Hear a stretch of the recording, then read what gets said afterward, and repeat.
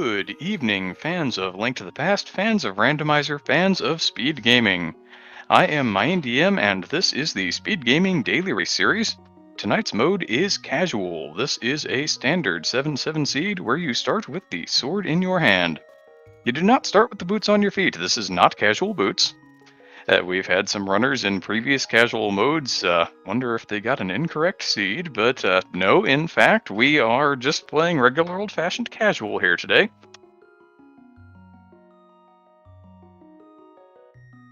It's not really a break from the tournament, but it is. This is not hard item pool. Things like the fourth sword, silver arrows, mail upgrades, those are available to our runners this evening.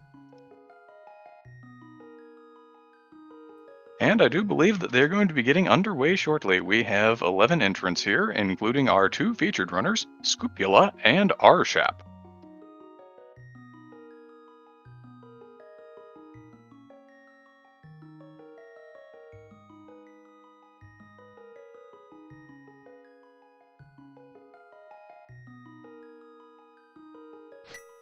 And here we are underway. The uncle's going to give us a message. Don't check anything that I wouldn't. That seems reasonable. Checking too many things is slow.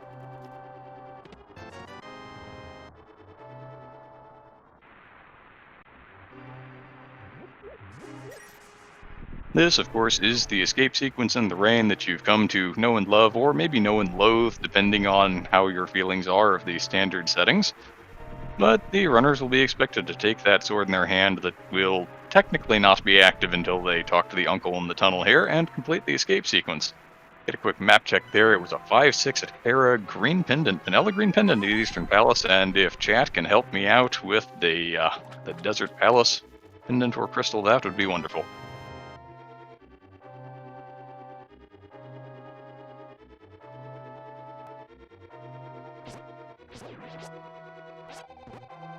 And we see Cape there in the Uncle Tunnel. The ag and noises begin increasing in volume bright and early this evening. Pendant Desert Palace as our tracker Arturo, thank you very much. And that looked like the magic pool off of the guard, so not going to be seeing bombs available there, but the uncle was handing them out anyway, so I don't think the runners are going to be terribly concerned about it.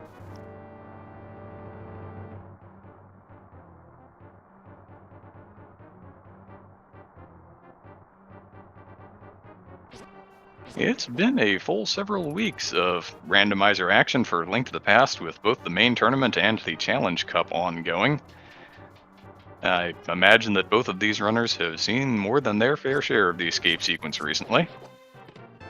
And we'll probably see, the expected clean execution sword escape is really the standard for standard.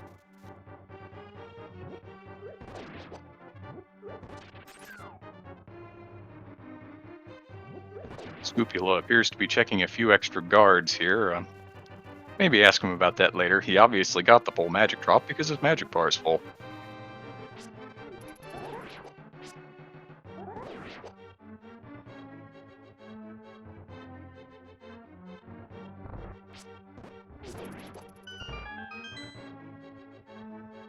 Arshap, the first one to find a nice mobility item there in the mirror. We can use that once you pick up the princess down here in the cell in the dungeon of the castle to mirror back to the entrance. It saves about a minute on the escape sequence.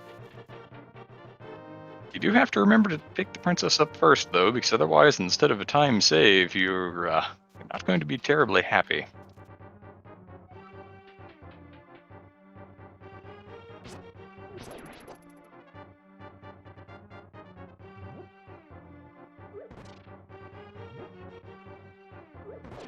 Arshap with the small key in Zelda's cell. It has to show up by Dark Cross at the absolute latest, but, he has it in hand now. There's the mirror as expected, and Scupula going to follow suit.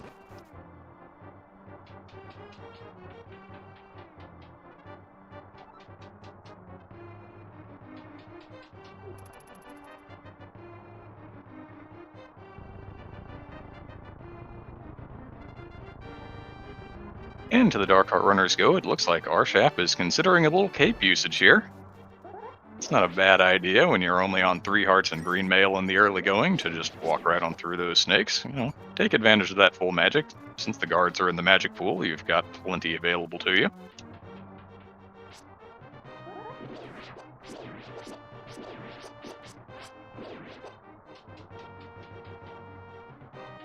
Comparatively, Scupula continuing to check the guard and snake prize pack, continuing to find magic.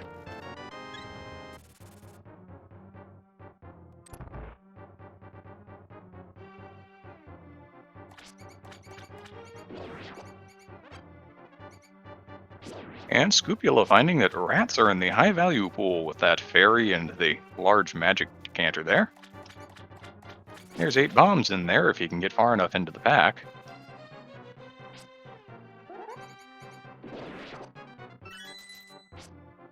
Yet more mobility tucked away in the back of the escape sequence. That was the flute for Arshap. Along with the lamp, but that's a little less meaningful in the grand scheme of things. It is first fire source.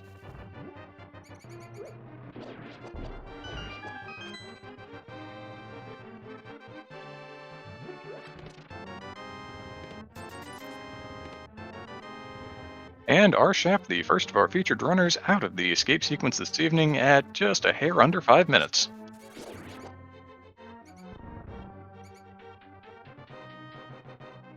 A well-executed trip through the escape sequence all the way around. And as Memory Test points out in chat, that is full AGA access, bright and early. We've only now left the escape sequence, and if Arshap so desired, he could go right to AGA. I have a sneaking suspicion that he's going to go ahead and avail himself of some overworld checks first, however.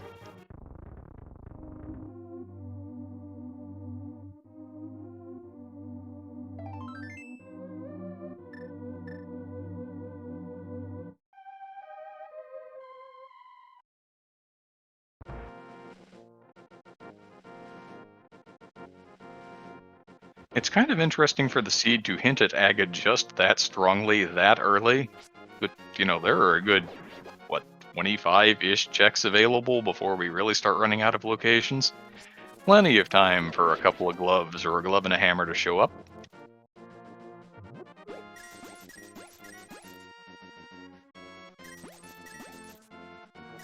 The checking of Lumberjack is kind of a matter of personal preference. Some people like to get the information early, some people like to try and put it off until they're going to climb the mountain, or put it off until they have boots so that they could actually get the item if it was important.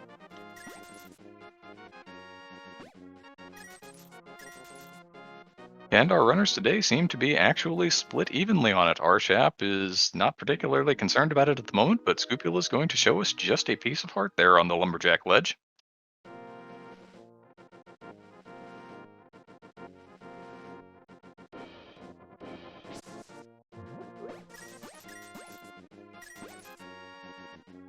Scupula really seems to appreciate these 20 rupees that the Hoarder is dropping. He's farmed this one a handful of times now.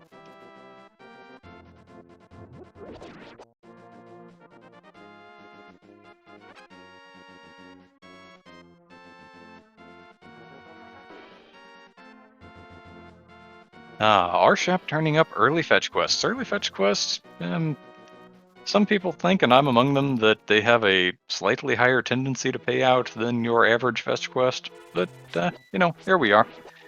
Being the shovel, it'll be easy to check on the end of this loop through the village.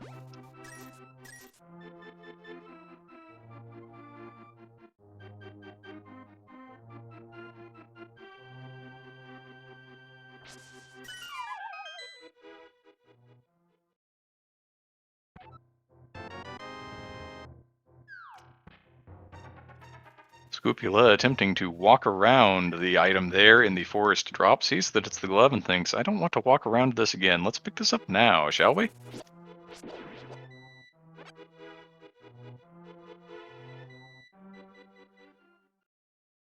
That's also a decent chunk of mountain access available. It'd be interesting to see if either of our runners decide to avail themselves of that before, say, a play over towards the eastern portion of the map. Since with the glove, the lamp, the mirror, they could get all the way up to Hera, which is the only crystal of our 3 Light World dungeons today.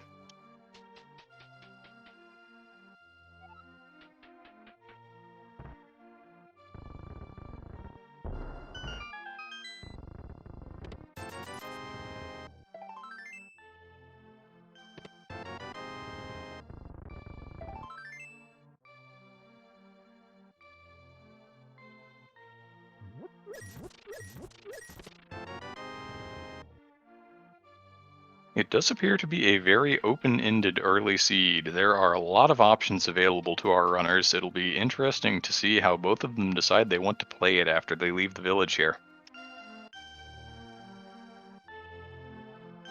A traditional route probably goes ahead and flutes to 7, checks the dam, checks Mini Moldorm Cave, then, maybe you flute to 1 and check the mountain. Maybe you want to flute to 5 and check Sahasrah's Closet first. You could go ahead and flute to 6, check your Desert Ledge item, and go ahead and get one of the tougher to get Sphere 1 checks out of the way with a Nagina check, or flute over to 8 for Ice Rod Cave. Options, options, options.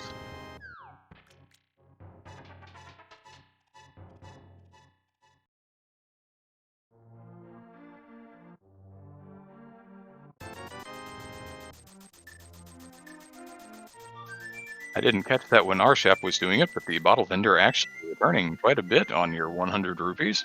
Pay 100, get 3.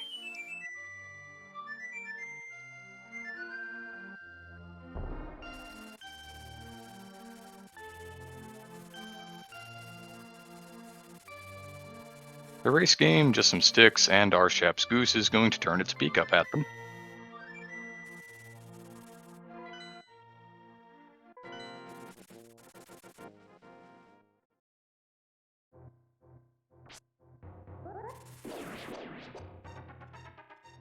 Ah, interesting. Scupula has decided to go ahead and use that flute and head straight for the mountain.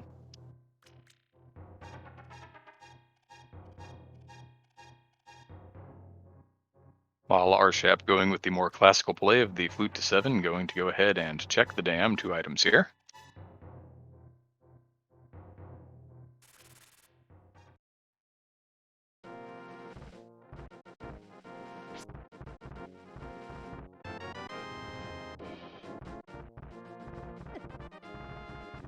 Doesn't appear that the dam has anything of particular interest. That flooded fiver outside, not really doing anything, especially when the hoarders are dropping 20s all over the place.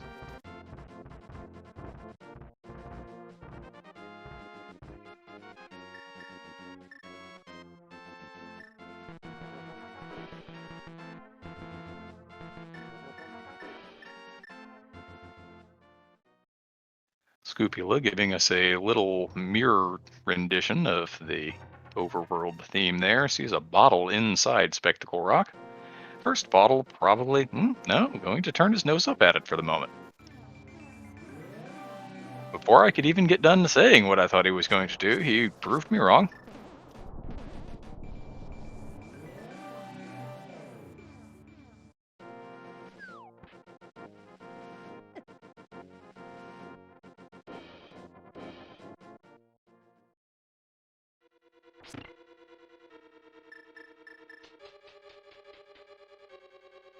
That play into Mini Moldorm Cave nets the Ice Rod for Arshap is the big notable item. At the very least, he knows he's not going to have to hunt for it later, which is nice.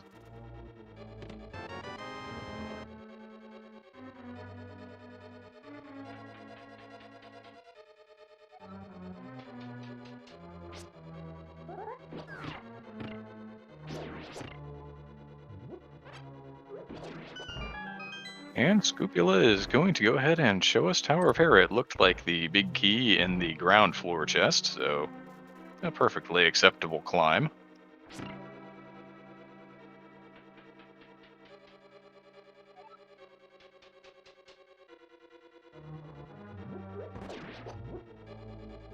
And Arshap with that long trek up to Ice Rod Cave, just a piece of heart on offer there.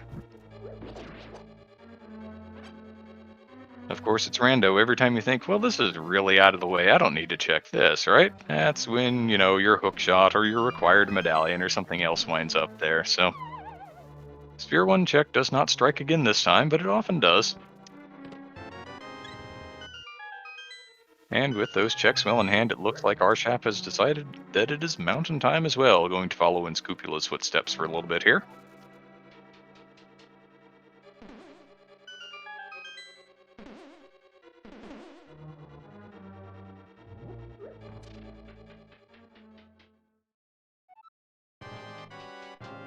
Going to have a bit of a sub-vanilla fight here with this worm. Normally you would at least have the boots to go along with the fighter sword, which makes it a little easier to play with the enraged worm, but Scupula is more than capable. Seems to be going for some pokes, and sooner or later the worm is going to start running around. Here he goes. A very clean Moldorm kill for Scupula. That is going to be our first crystal of the match here momentarily. A small key in hand as well, but crystal number 1 for Scupula. First blood of the match at 14 minutes and 20 seconds.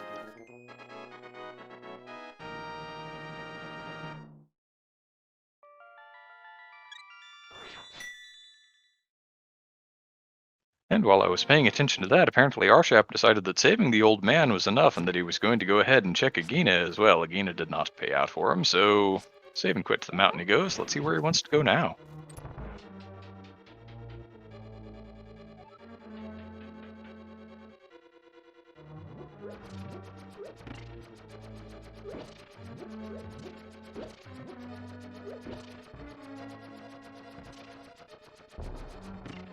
Looks like a little bit of fake flippering, which makes an awful lot of sense for a goose. The goose has natural flippers.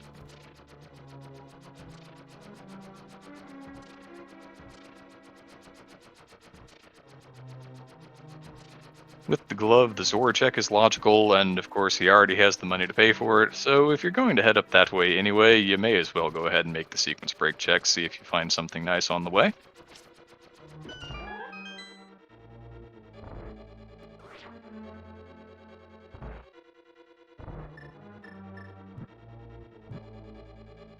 And Scupula through the long, slow tile room for the second item in Tower of Hera, just 10 sticks.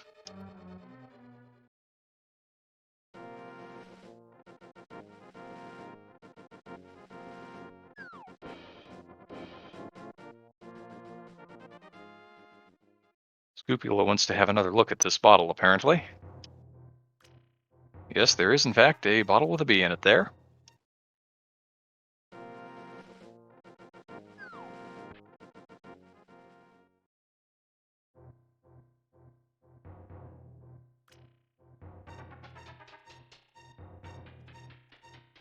And having decided that this time he actually wants it, he's going to go fetch. Meanwhile, Arshap, with not a whole lot worth talking about in that sequence break into the Waterfall Fairy Cave.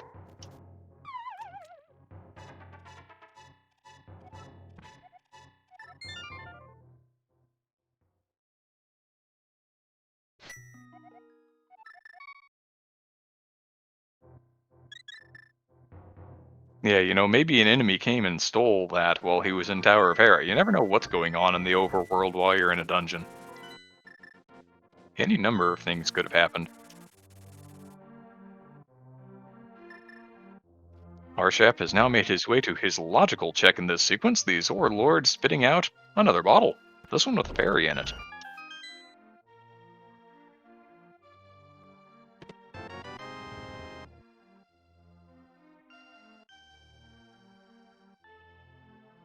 The number of checks available to our runners has obviously been dwindling quite a bit here. Arshap is headed over towards the eastern area now, it appears.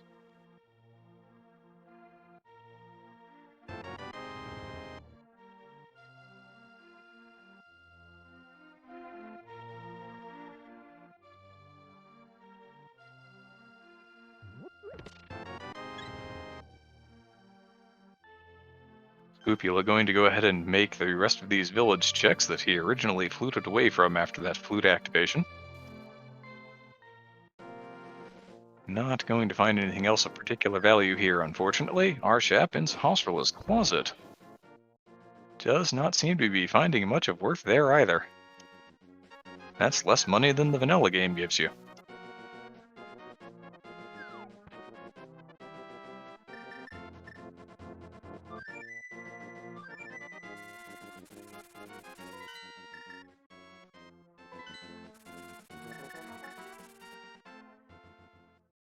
Arshap saying no go to Eastern Palace, come back for that later, maybe. And Scupula now on the southern checks.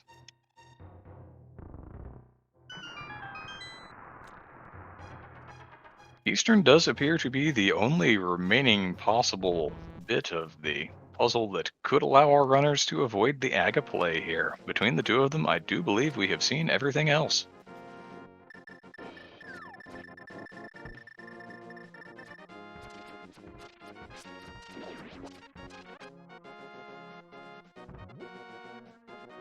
Arshap sees that bottle with the bee in it, and having already gotten a bottle from the Sword Lord, says, "No, my time is more valuable than that bee."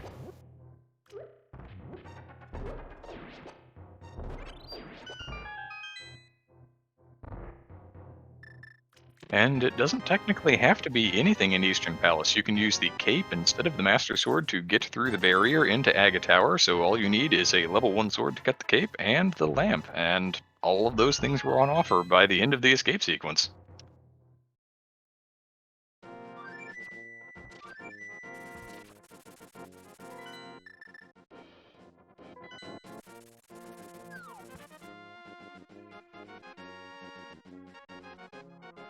We've even seen the out of logic fake flipper play, and I think the most interesting thing on it was full heart container.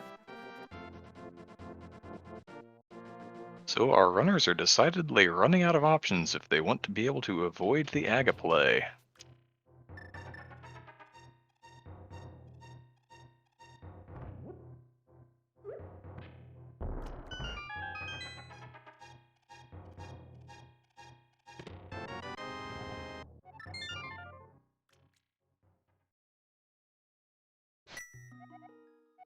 Scupula continuing to clean up his available overworld checks there, while Arshap has the look into Tower of Hera.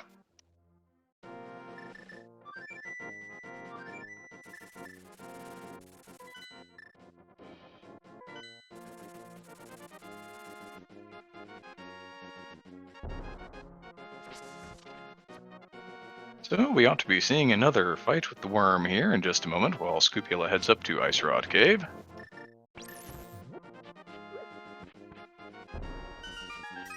Arshap's going to be happy with the crystal. We'll see if he wants to avail himself of the basement run. Being one item away, either a glove or a hammer from being able to avoid the Aga play, I expect we'll probably see him make it, but we'll see what his risk tolerance is.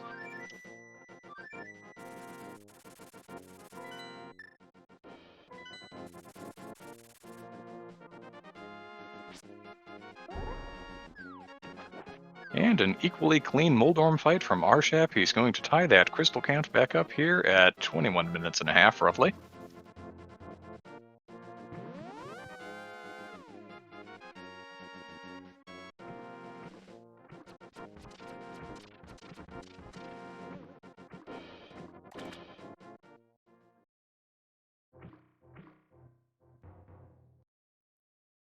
And yes, Arshap heading back in is going to go ahead and make the Hera basement play.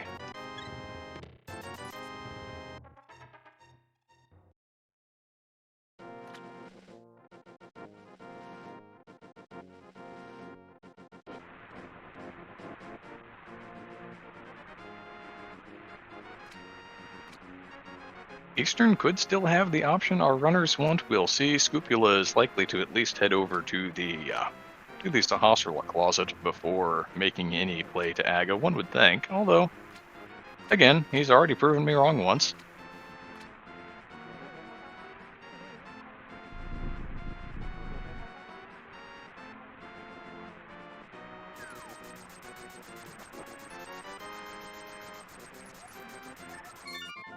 He accepts his bottle with the fairy from the Sword Lord and saves and quits. Let's see what the option is going to be.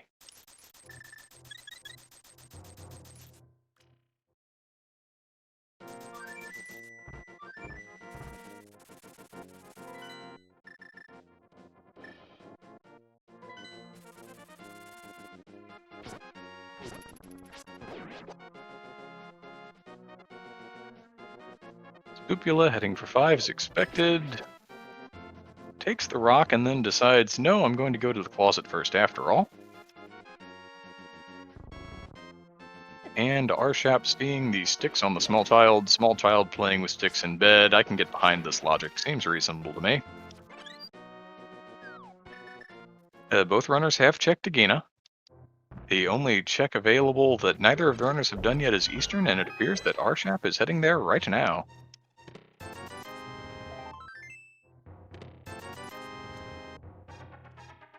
Two to three items, depending on whether or not one's on the boss and or if one of the items happens to be the bow. And that is all that stands between our runners and the play to Aghanim.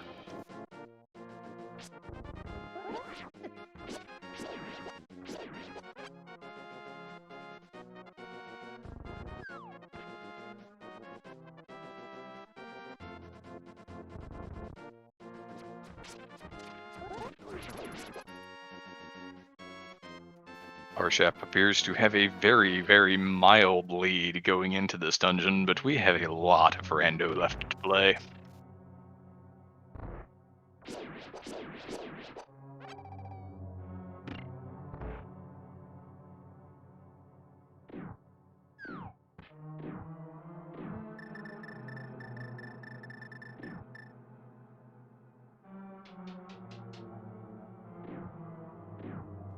Cupula appears to be enjoying the quick swap function there. That's quite alright, a lot of runners really enjoy that function.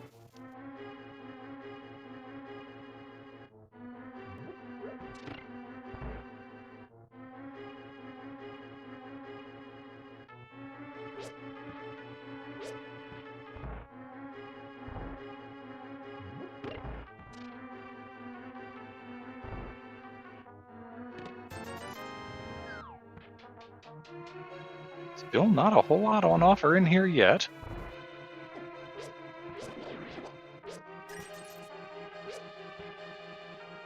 Arshap has turned up the big key, so that's going to enable another check. Of course, even if it had been in its vanilla location, they do have the lamp and it would have been perfectly logical.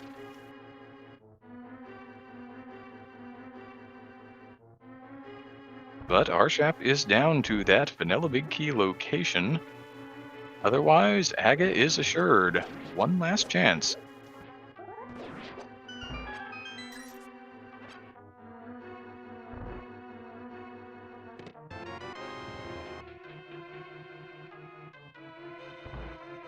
Yes, accidental mirrors with quick swap are a thing. I have seen it. I have done it. Sometimes you think you fired 8 sticks into the jewel on phase 2 Helmasaur King and you fired 7, and so you tap one more time and, well, you're doing the fight over.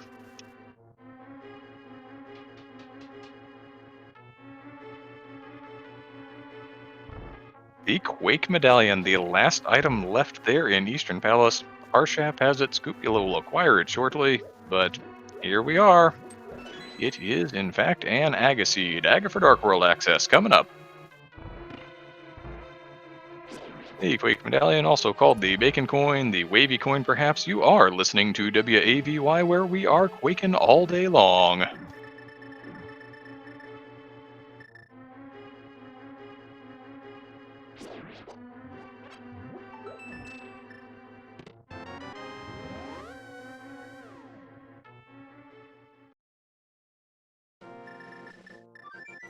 Arshap checked the 3 items at Sahasrahla on a previous visit and decided not to avail himself of Eastern at that time, and, then came back. It's pretty easy when you have the flute.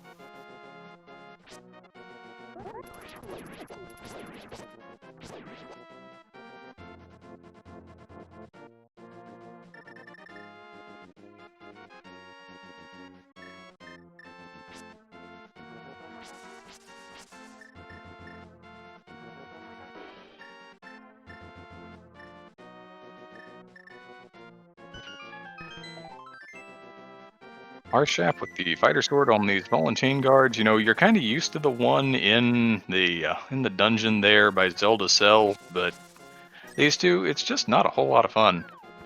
Availing himself of some spins and propping the guard up against the wall to try and get through a little quicker, but that was certainly painful to the overall heart counter.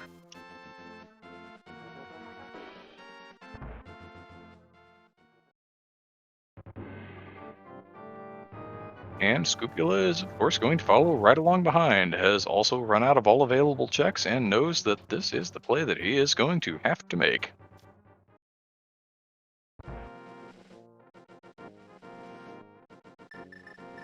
This is not one of the more fun loadouts for a Dark World through Aga either. You know, you have the glove, so you could go up and check Catfish if you really wanted to, but if that and the Pyramid Ledge play don't pay out in anything, you're looking at bowless, hammerless Palace of Darkness, and that's it.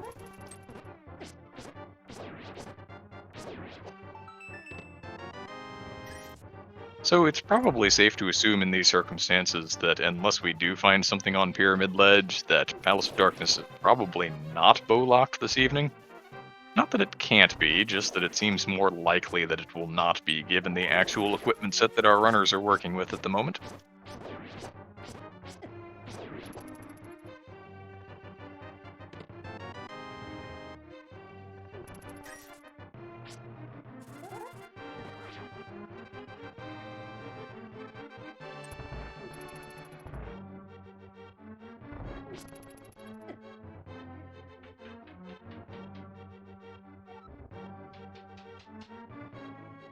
Our chef using spins, being very careful there, down to 1 heart. You do not want to have to go back and start this climb over.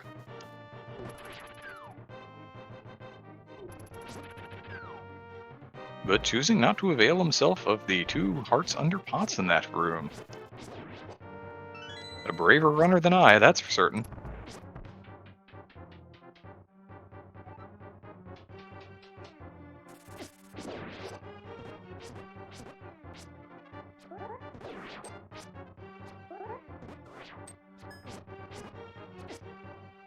Ah, Hexodus does make a good point. He did pick up that bottle with the fairy in it.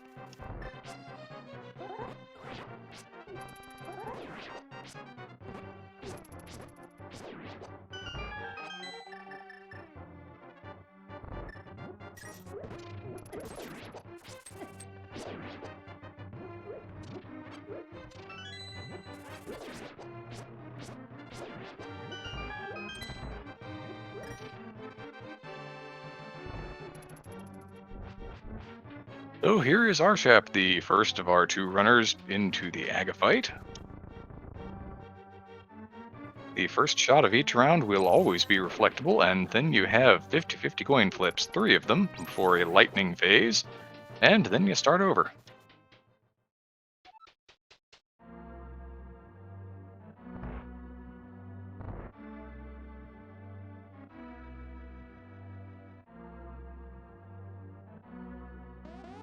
Looked like it was 2 blue on the first round.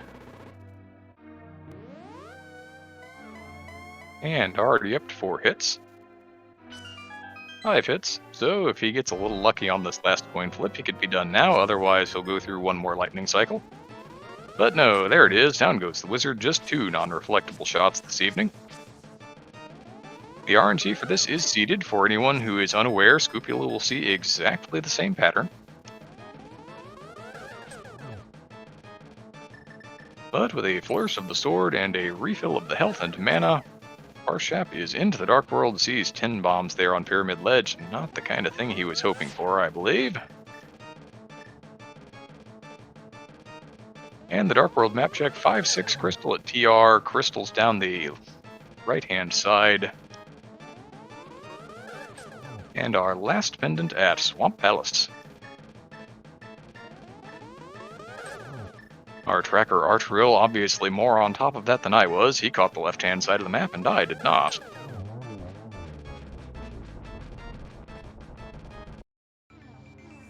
It appears that Arshap's preference is the catfish. Not a great check time-wise, but when you've already done the entire Zora area, you've really orphaned the check anyway, in a lot of ways.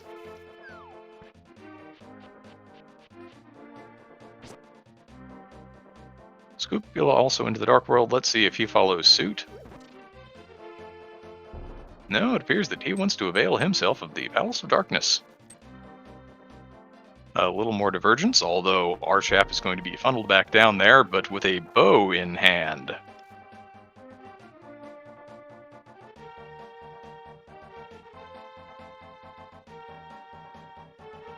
Catfish having value for our runners this evening, Arshap gets to go to Palace of Darkness with a bow.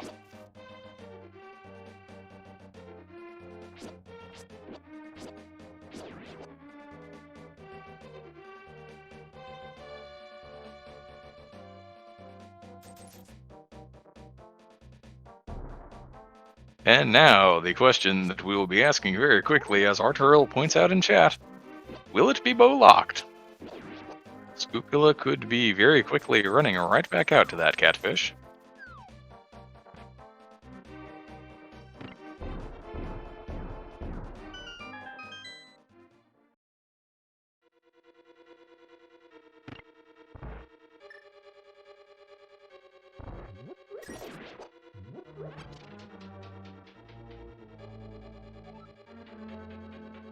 Let's see, here is the moment of truth for Scoopula. How much of this palace will you be allowed to do? A little more.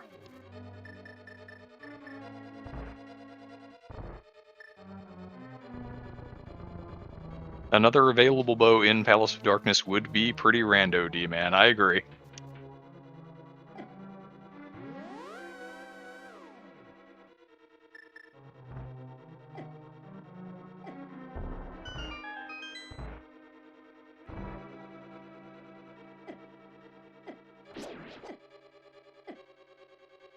Scoopula appears to be setting up a death warp here. Or maybe a fairy revival to unlock the camera.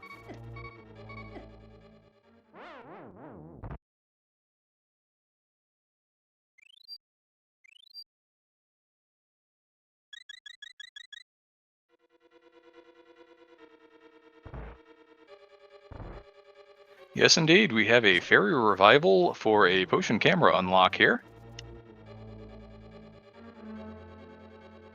Now all Scoopula has to do is finagle these mimics off the screen.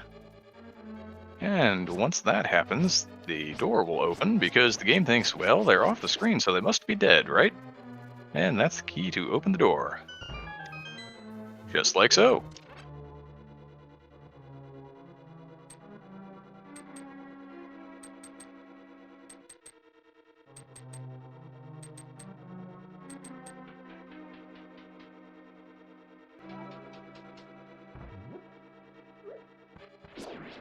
Arshap, of course, will have an easier time of this with the bow, the mimics go down the old-fashioned, and a hammer in the Palace of Darkness.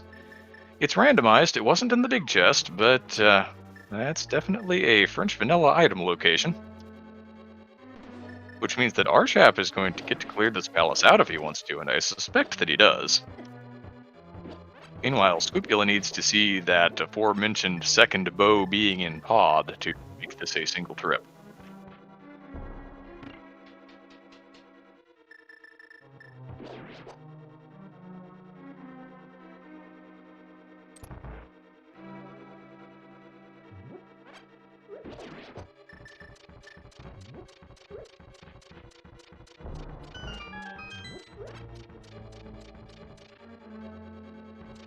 And it appears that Arshap wants to go ahead and rush the boss first, and we'll worry about the back later, so Scoopula is going to give us some information about what Arshap's going to find later on. But Arshap very quickly is going to take a crystal lead in this match.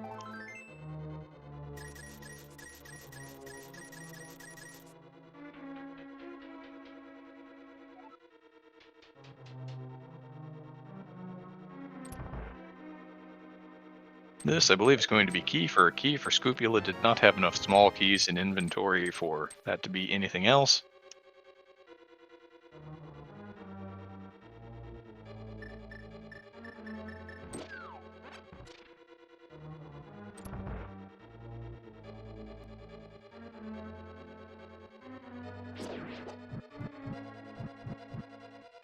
So with that hammer in hand, our runners have all kinds of options available to them. They could leave here and go south and go to Tripe Cave, clear that out, check the Southern Dark World checks. They could go over to the village, enter the portal there, go to the Village of Outcasts. And if they wanted, they could even go back up the mountain and go up by Tower of Hera using the mirror, and then hammer their way across onto the Eastern Light Mountain. Once again, a lot of things available to our runners, and it'll be interesting to see what they actually avail themselves of.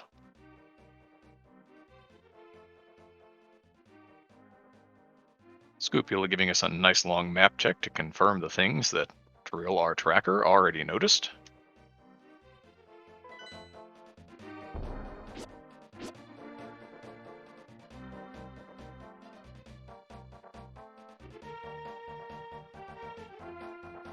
This Helmosaur King not really cooperating with Arshap, but he's going to stick a few more arrows into that green jewel and call it a fight.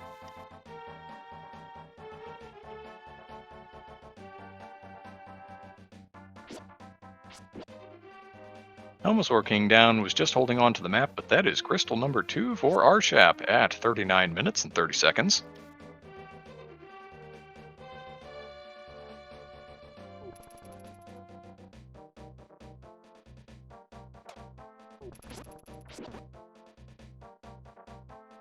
Spoopula thinks about going south and has now doubled back and appears to be heading towards Catfish. Maybe. Of course, also with that hook shot in hand, could be simply deciding to go ahead and cross the river.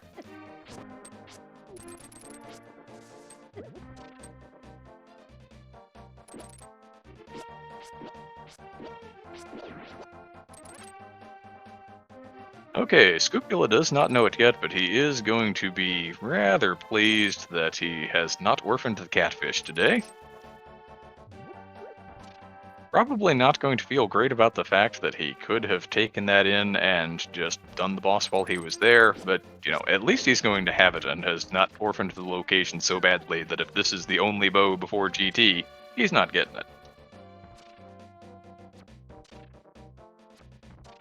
And as long as he was counting his items correctly and knows that there's just a dungeon item on the boss, you can really go back and clear that out whenever you want. You can flute to 5, maybe you find the boots to make it a little quicker.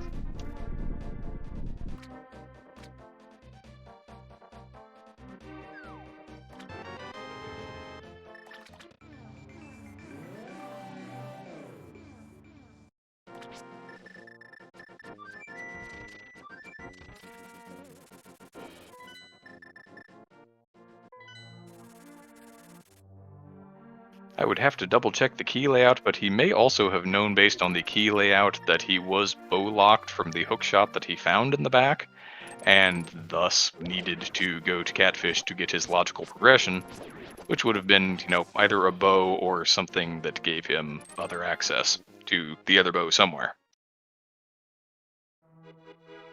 At which point a play up to Catfish makes all the sense in the world.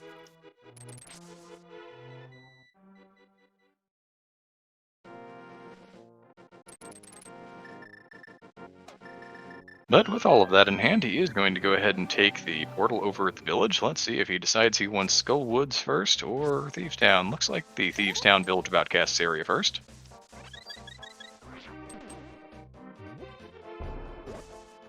While Arshap appears to have designs on the green pendant in the back of Eastern Palace.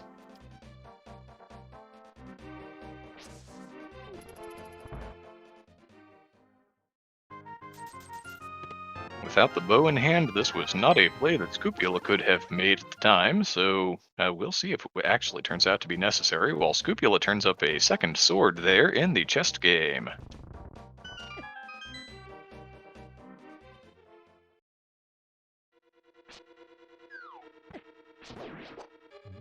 Always nice to gain another level of sword, makes enemies go away a little more easily. Fighter sword does not do a whole lot. The Dark World really expects that you've got at least the Master Sword when you're walking around.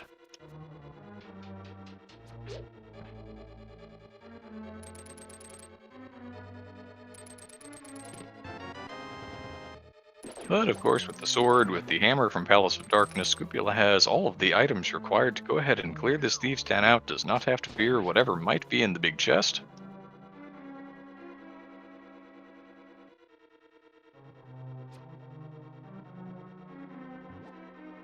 As for the screen pendant play from Arshap, he's probably hoping... if he wants to go over to the village portal next, probably something like the Fire Rod is what he's really looking for. You get to clear out Skullwoods that way.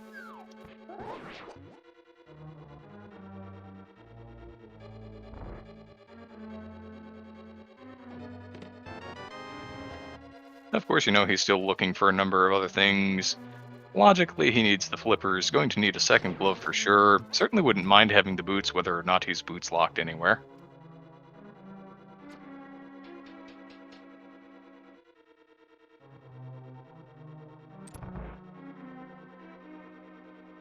And that is the third bottle we've seen, this one with some blue potion in it. That's a nice safety to have in the bank. And the green pendant for our Shap at 44 minutes. Can't imagine that anything but an immediate turn-in of that is going to happen.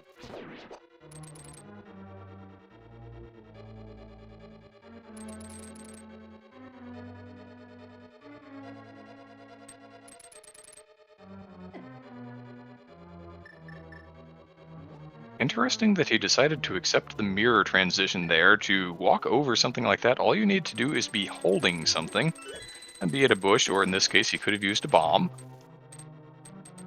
But if he actually wants to hang on to that Dark World portal, then it makes a lot of sense. And just a full heart container for his troubles, Barshap leaving a little gift of his own behind.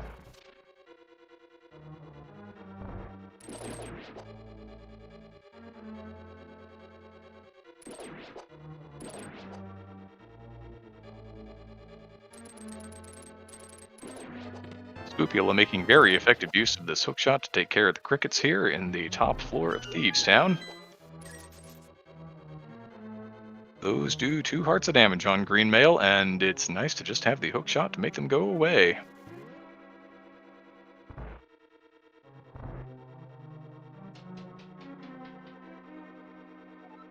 Now, I'm of the firm opinion that Sahasrara is actually a bomb defuse expert, and keeps those because if you open the middle chest in his closet there in the vanilla game, there are 3 bombs.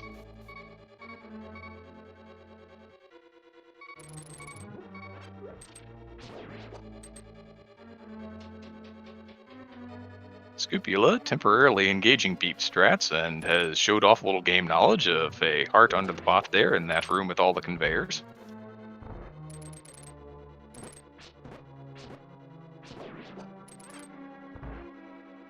While Arshap taking the roundabout route to get out into the dark overworld proper here is going to give us a check of Bumper Cave. Has both the cape and the hookshot, although only the cape is logically required here in the advanced item placement that we're playing with today. But sees that it is not worth his time. Going to go ahead and also mirror and make the lumberjack check now. You know, you had to kill Aga, you're in the area, this is the time that you hope to route this in. Saha had a couple of red 20s and something else that was equally not valuable. And the actual green pendant turn-in was a full heart container.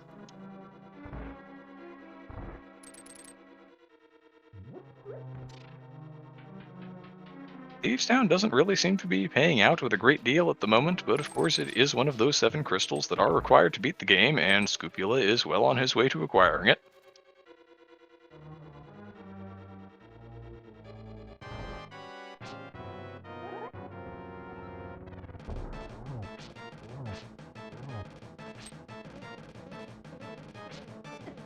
While Arshap is going to have to take the long and arduous trek around this to get to the mirror spot Graveyard Ledge. No second glove, no boots, and a lot of enemies that really want to jump at you and do 2 hearts of damage on green mail. Probably doesn't want to be giving those away. And that is blind down for Scupula, another item of no particular value, and crystal number 2 for Scupula at 47 minutes and 47 seconds, evening the crystal count back up, 1 dungeon behind, but the green pendant didn't really turn into anything. And Arshap found a second sword of his own there in Graveyard Ledge.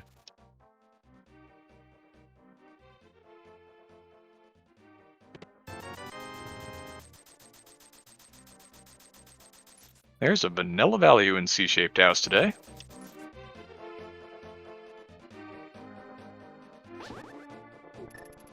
It's not bad. Of course, our runners have already spent their money on most of the monetary checks, so it's just potion money at this point.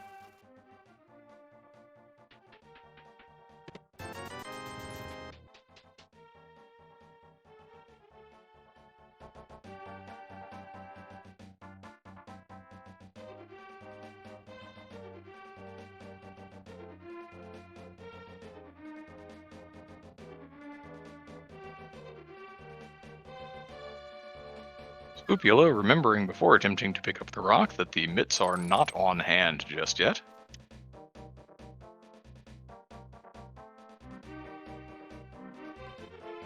Going to go ahead and play the big game.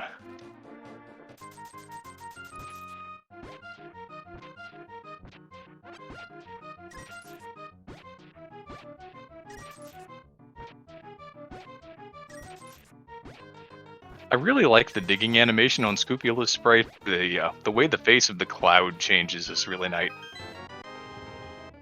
And it's very happy when you collect the item.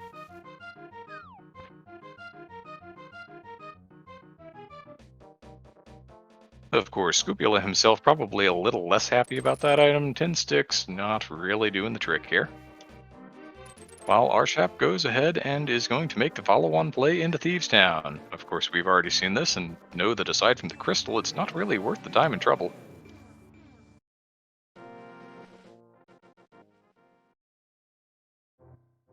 But it will be obvious to him that this is a play that his opponent has to make as well, so even if he doesn't get anything out of it, he can expect that his opponent will have spent the same time.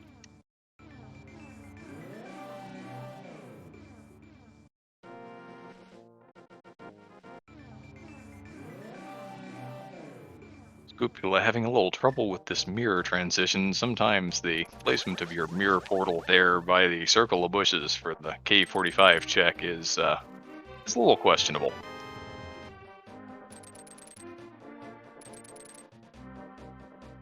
Ooh, and the goose is very temporarily cooked. A bunny beam has struck Arshap there.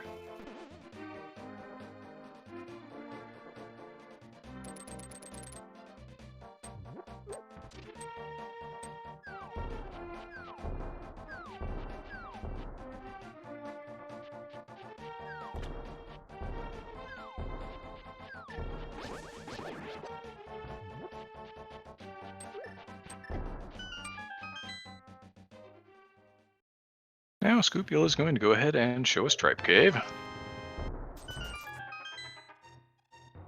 We can expect tripe, and some mitts. And the other bow. Alright, so that bow was locked behind that hammer, which was on the bow lock side of Palace of Darkness.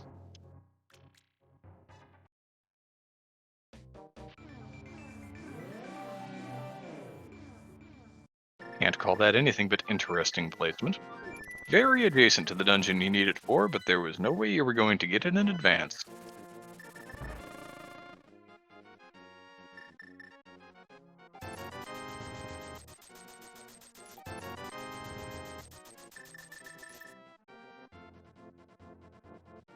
Let's see what Scupula wants to do now. Going to flute somewhere, has bought a couple of potions. This may be a play. Ooh, a play into the mire area. This is a nice one. He can get some quick information about the medallion requirement for mire. There are two actual Dark World checks. One you can mirror back to in the Light World, and can now access Pendant Desert Palace if he really wants to.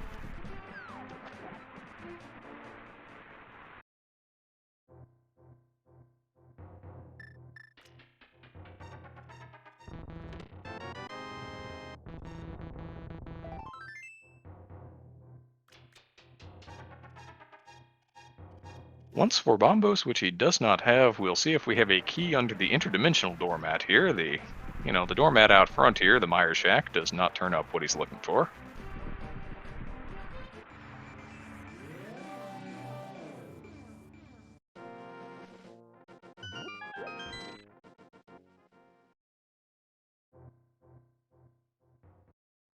Personally, I would rather see a male upgrade than the silvers, but, to each their own. Tempered Silverless is reasonably easy once you get a little practiced at it, but, one hug of the pig does wonders, and not good wonders when you're on green mail.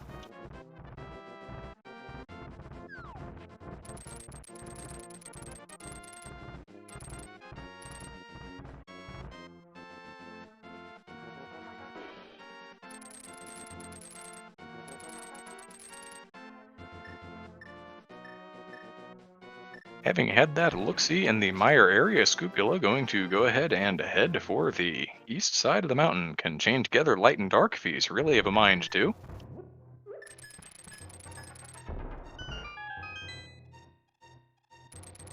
And Arshap clicking the cape, making blind free and easy. When you have half magic in the cape, you can just turn it on and, by the time blind gets around to doing anything, you've still got half your magic bar left.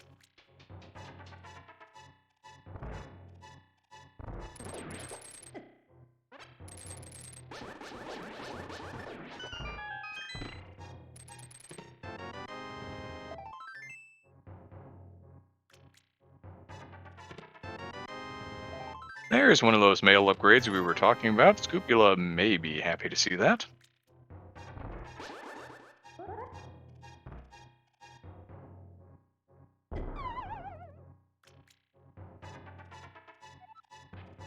And unfortunately, not quite finagling that bomb jump. He may have ruined the ancilla for it by picking up one of the drops.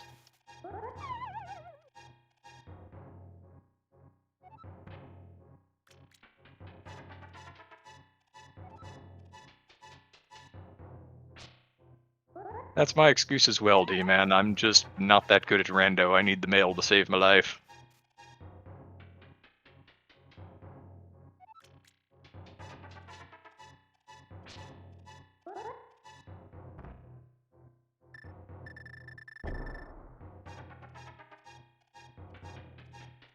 There we are. Third or fourth try is the charm for Scupula. Gets the bomb jump that he was looking for.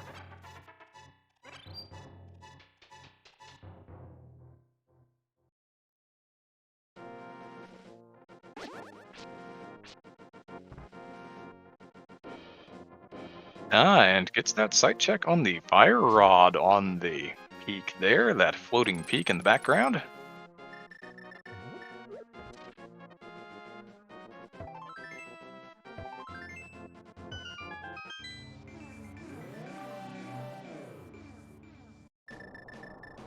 Aha, a vanilla requirement, vanilla entry to Turtle Rock today. Of course, without the Cane of Samaria in hand, all you could do is walk in and stare at that long pit.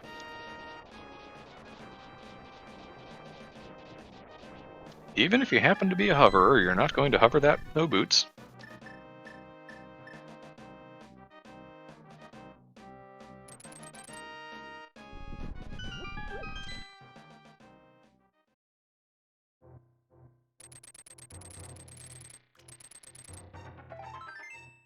But for all we know, we're going to find exactly what we're looking for here in the Hookshot Cave. That is a cane, but it is the wrong color and has the wrong function. And the next most valuable thing would have been that heart container, but the fire rod is hanging out on top, so another trip through here is going to be in Scupula's present. Meanwhile, Arshap has found that glove and those silvers as well. We'll see what check he wants to avail himself of next.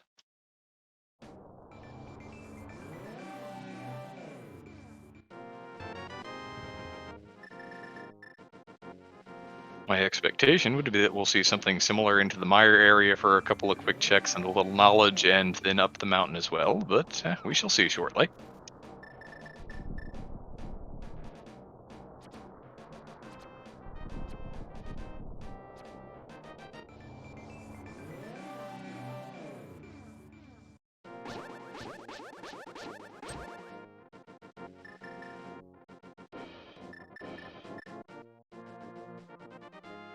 This appears to be Tablet from Scupula, and he can also, if so inclined, go ahead and make the Spike Cave check. Has a safety, has magic extension, has the hammer and the glove. Everything you need to get through. And yet more hit points.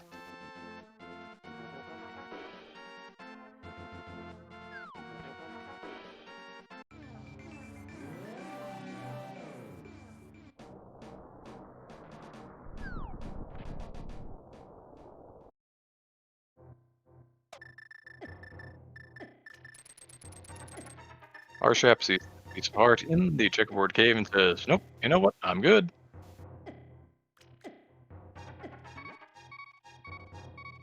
Red cane could absolutely be a pedestal item. You do not need that to clear eastern, desert, or swamp.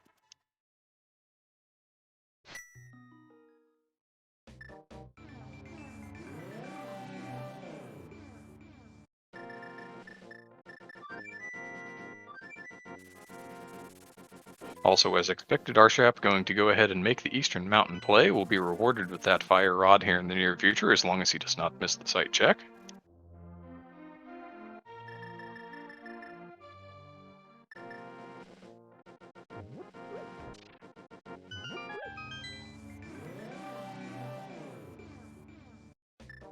Boots could be on the pedestal unless Desert Palace is boots locked, which we do not know yet. Neither of our runners decided they wanted to avail themselves of Pendant Desert while they were in the area. Can't say that I'm terribly surprised by that with all the density they have available to them on the mountain.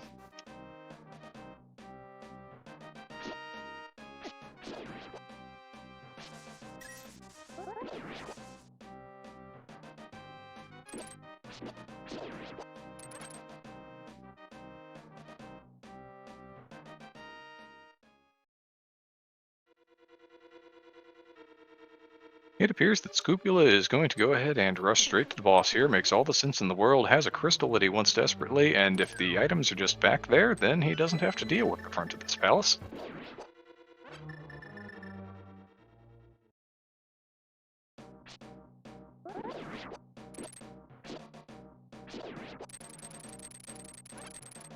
There's Archsap with his sight check knowledge of the fire rod is going to go ahead and head for the TR portal.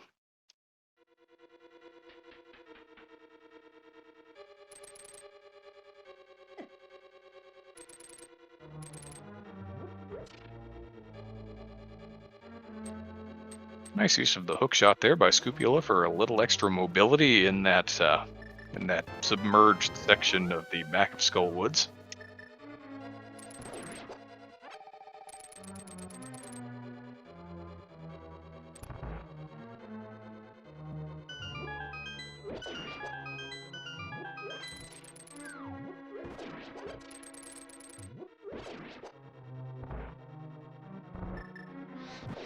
Seeing a lot of really good hookshot usage there. If you're a runner, you may want to file that away in your own little Rolodex of tricks to use in the back of Skull Woods.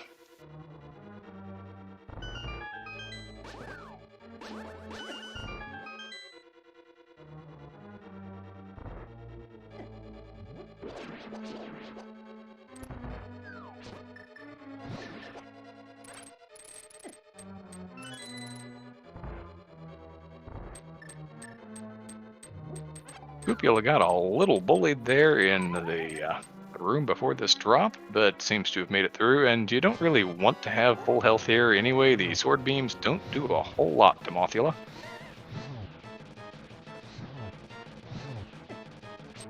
Of course, he has not yet been to Graveyard Ledge and is doing this on Master Sword rather than Tempered.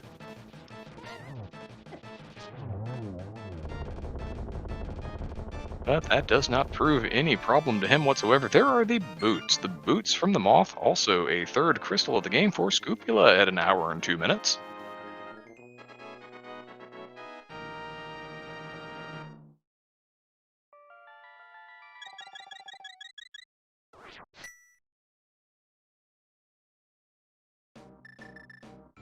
Kind of interesting to see the boots in that location. You're close to at least a couple of the boots checks. And the question is, has the seed handed you those boots because you need to check Bonk Rocks or King's Tomb, or is there something tucked away in a boots-locked Pendant Desert Palace today? Or are we just holding on to them in advance of a GT Big Key on the torch? That could be dead as well. And yeah, speaking of Ped being dead, that 300 there on the pedestal, unlikely to be seeing that pulled.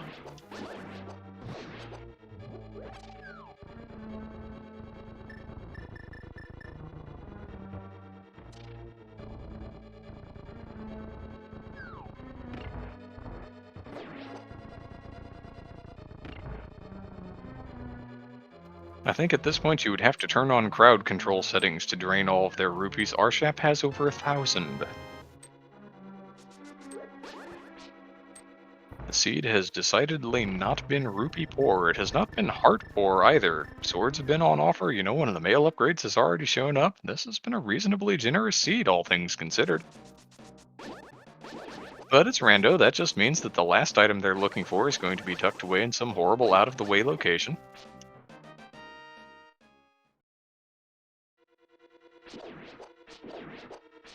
In this particular case, that would probably wind up being either the Bombos Medallion or the Cane of Samaria.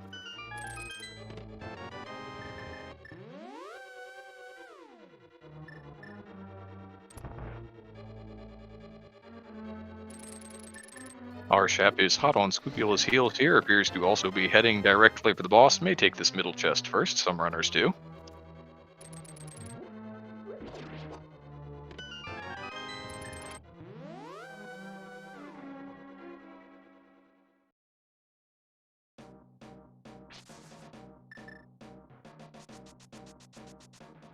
But here Scrupula has found everything that he was looking for in Skull Woods, including those boots, which have to make a runner happy. And is going to be able to chain these Northern Dark World checks together more quickly than Arshap did. Arshap did this bootsless, has a couple of boots checks remaining over there.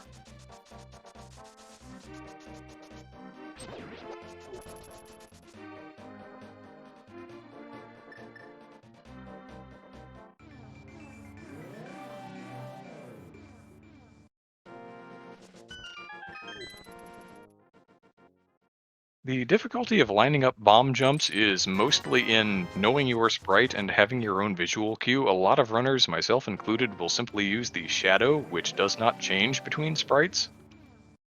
And look at that compared to particular spots on the floor. You can check how much of a tile you're covering, things along those lines.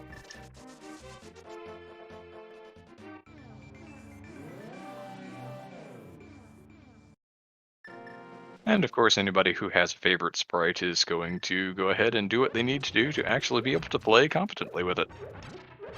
I don't think I could play with the goose to save my life because I don't play with a sprite that looks anything like that, and my lineups would be very strange indeed, with those webbed feet covering some of the bottom of the shadow.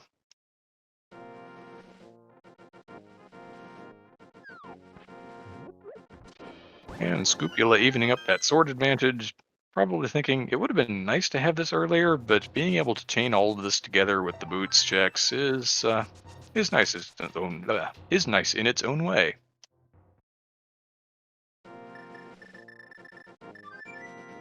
There is the moth down for Arshap, going to be rewarded with the boots, and yet another crystal in the bag. Crystal number 4 for Arshap at 1 hour 6 minutes.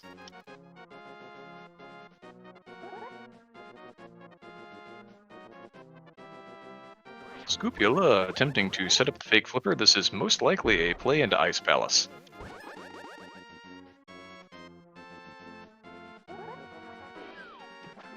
For the uninitiated, you need to be 1 pixel away from the screen transition so that, as Scupula just did, as soon as you hit the water, you can turn left and screen transition on that very first frame.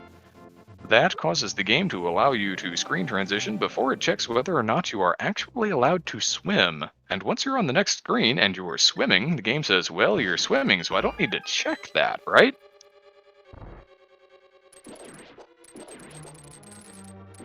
Unlike some of the other more interesting glitches in this game, that was patched out after the Japanese 1.0 version of the game. You cannot do that on an English cart.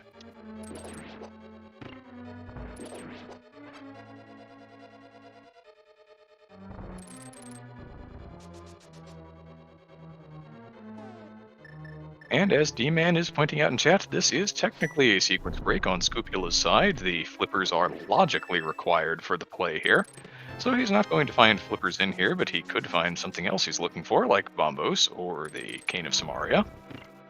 And if he does, he knows that he's not going to find those flippers in Misery Mire if it's Bombos, or Turtle Rock if it happens to be Cane of Samaria. Not that he's likely to go looking for them unless he needs to get into Swamp Palace later.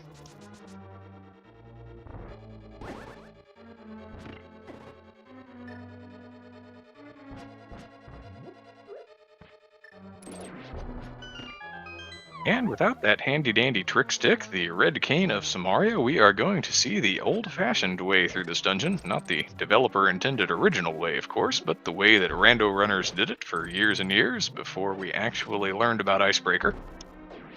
We'll see a good old-fashioned Ice Palace bomb jump coming up here in a couple of rooms.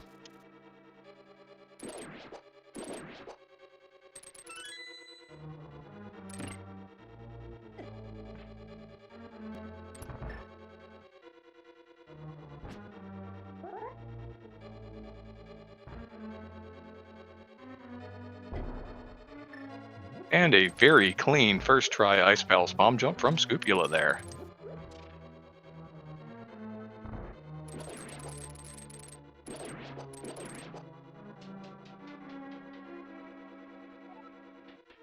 Hammerpeg's unfortunately not paying out for Arshap, but has the Smith in tow. We should see shortly what that's going to turn into.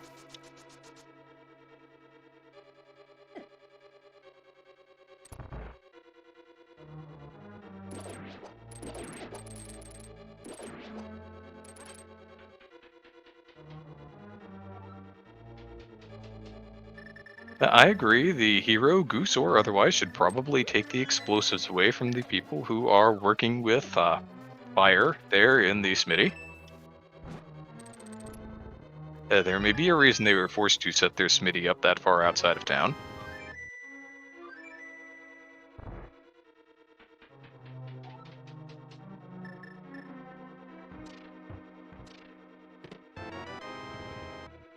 And Scoopula finds a vanilla big key in Ice Palace. Now, of course, that Ice Palace bomb jump has already set the switch in the proper orientation and does not have to do a second lap around the entire dungeon, which is nice.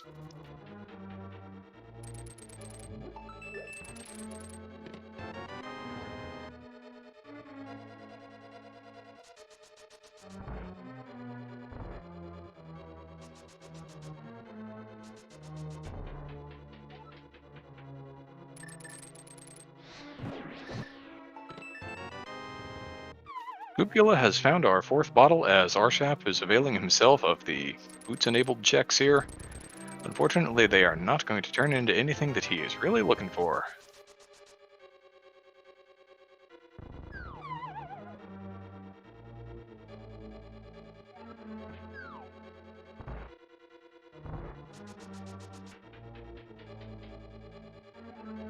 Comparatively, Scoopula is closing in after one more check in Iced Tea Room here to even up the crystal count once again.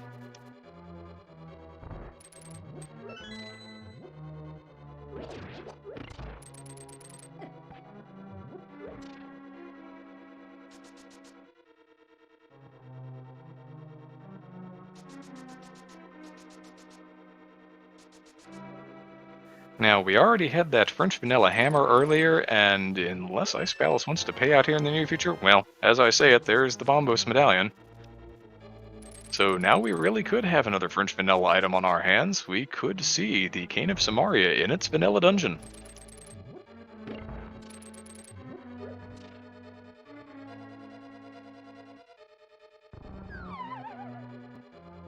Yes, flippers are guaranteed not to be in mire at this rate.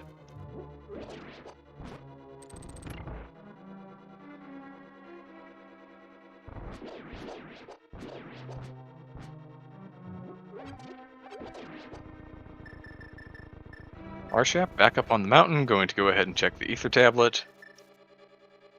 That full heart container raising him to 15. That was in fact Sankheart. Hello, Sankheart. Welcome to the team.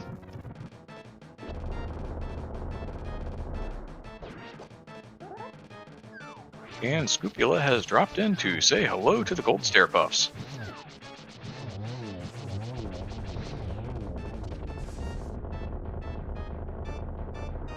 A trio of eyeball cloud things that are, hanging out down here doing whatever they do when the hero is not trying to burn them to a crisp. And finds the coward mail, an unavoidable coward's mail today for Scoopula, red mail on offer, plus yet another crystal 4 in the bag for Scoopula at 1 hour 13 minutes, evening that crystal count back up between our two runners.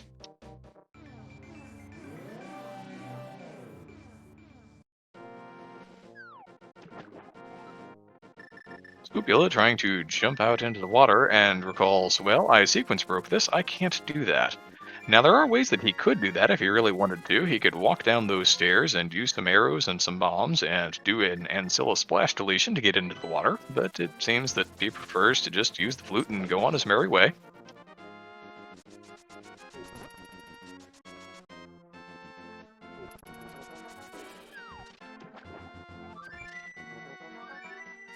While Arshap, getting a little bullied by those zeros, appears to be going to check the Bombos tablet.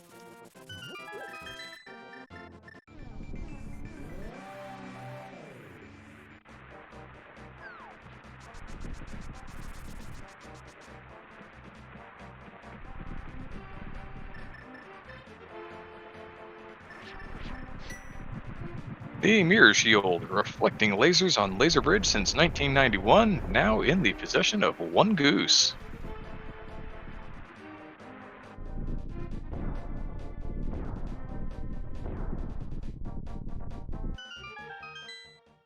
Arshap does seem committed to staying within the logic here, is going to make the play into Desert Palace, it appears.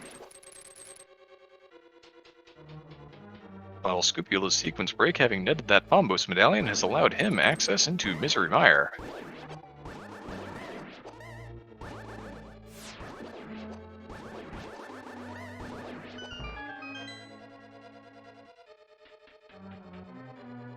Desert was in fact not boots locked. That was just a compass there on the torch.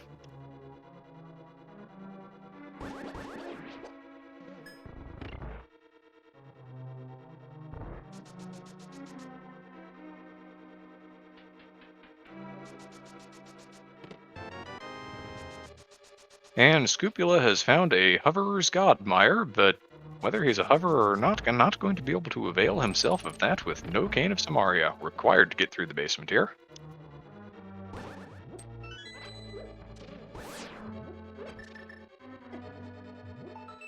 Arshap with one big key and one item, and there we have it, a French Vanilla Cane of Samaria, almost as expected.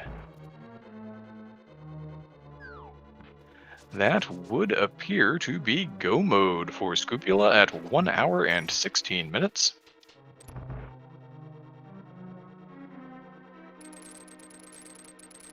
And yes, the flipper's tucked away in the big Desert Palace. I suppose there may have been a Laker here at some point and somebody left their flippers behind.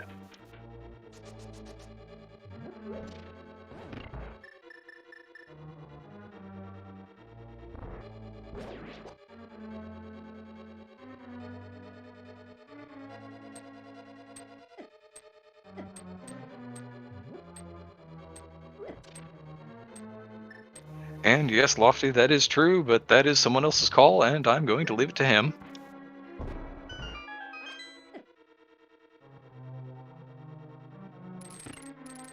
Arshap, now with his logical access to Ice Palace, is going to go ahead and avail himself of it.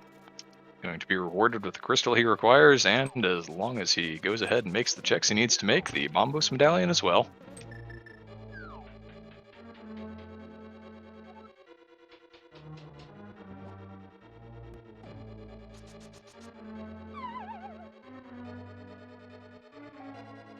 Now, likely Blink and you'll miss this Vitreous fight. I think that Scupula is going to show us an exhibition in archery here.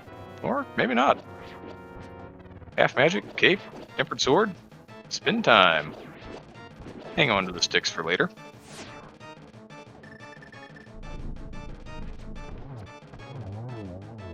Couple of silver sticks to the main eyeball to finish it off. Down goes Vitreous. Had a small key that I doubt that Scupula is all that concerned about, and crystal number 5 for Scupula at 1 hour, 17 minutes, 50 seconds.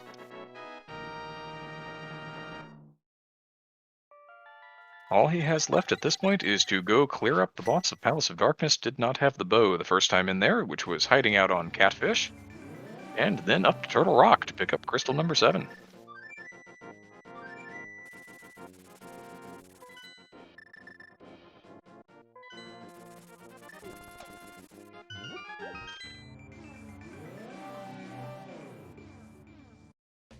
Arshap showing his displeasure at the icebreaker rail. Not going to be able to clip through that today. I'm sorry, Arshap, but your Cane of Samaria is in another palace.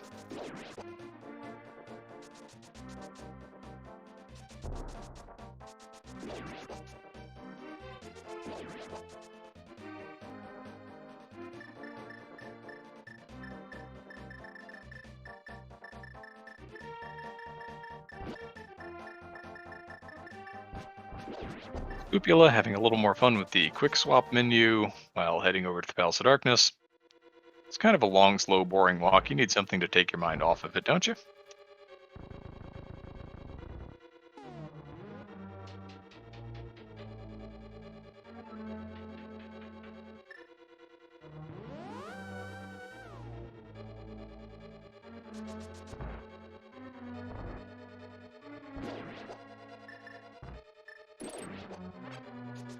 Arshap with the Ice Palace Bomb Junk on the second attempt. Also well executed, just had a little trouble getting his second Y coordinate, it looked like, on the first attempt.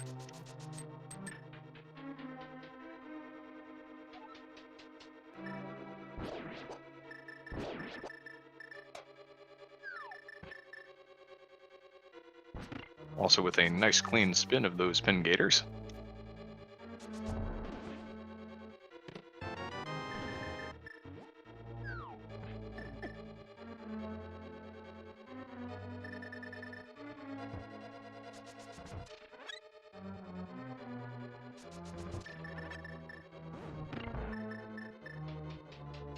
There is one of the more expected uses of the trick stick there, the Cane of Samaria, a block to hold down that switch instead of having to push the statue.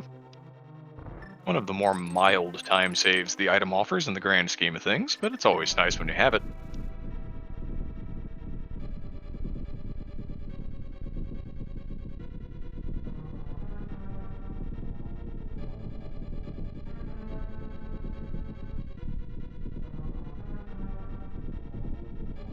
Arshap, still winding his way through the Ice Palace here, is going to be rewarded with the big key momentarily.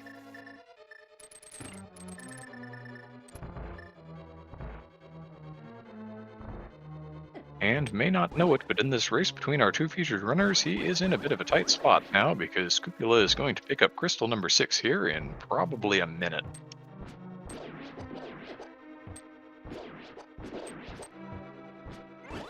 Bulbasaur King was never designed to deal with the red mail. Dangerous on grain, red is going to make it pretty free.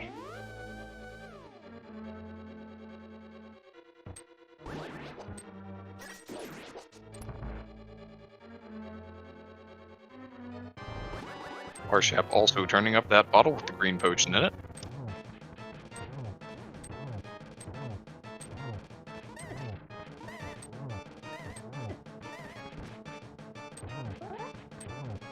Scupula getting a little bullied by fireballs here on Helmasaur King, but, took 2 hits and is only down 1 heart because, again, red mail.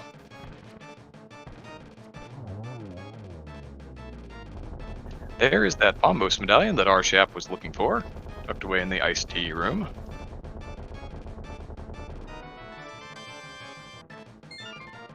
While Scupula is rewarded with the map of the Palace of Darkness and crystal number 6 at 1 hour 22 minutes.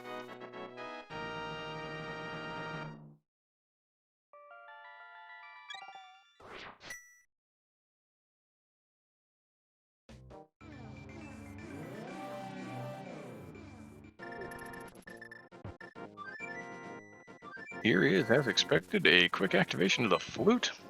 Going to go straight to 1. The only thing on his mind, find the big key in Turtle Rock and rush to the boss just as quickly as possible.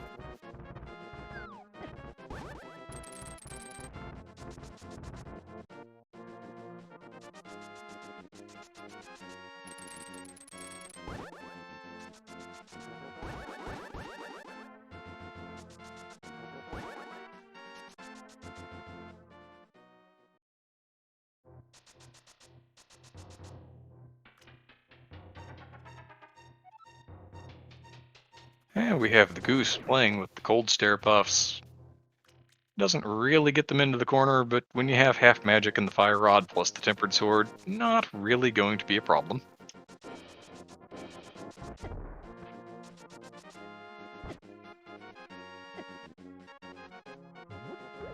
And with that, the Goose may be ever so slightly redder. That is also crystal number 5 for Arshap at 1 hour 23 minutes.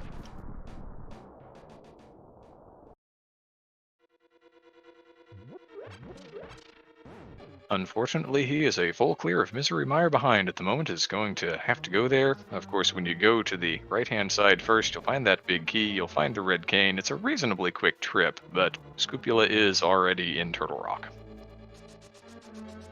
That is a substantial chunk of time that Arshap needs to make up, especially since there is a bright and early big key in TR over there on the left-hand side.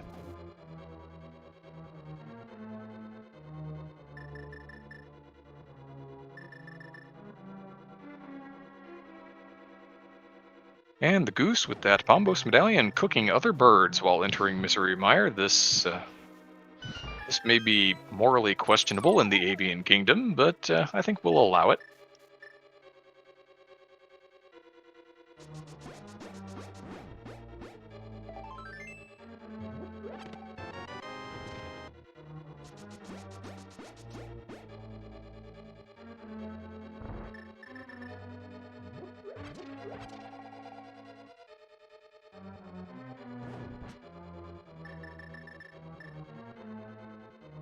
So, big key, small key, and something else that Scupula was not terribly interested in the front, but going to be able to steal the pokey key, so it's all going to work out in the end.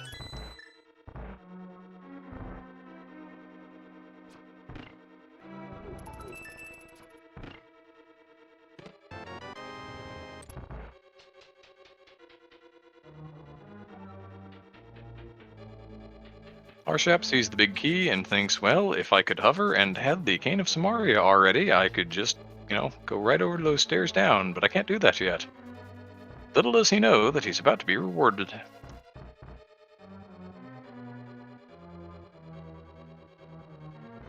Little cape usage to maintain the health, and hi there, Cane of Samaria. Arshap enters go mode at 1 hour, 25 minutes, and 50 seconds.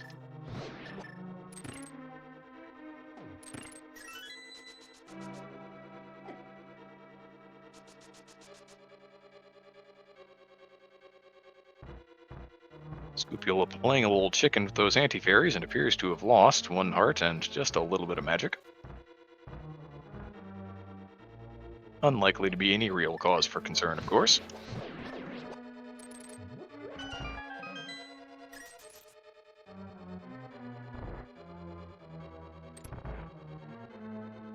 And is choosing to bypass the big chest, which is entirely reasonable under the circumstances, having been able to steal that poke key.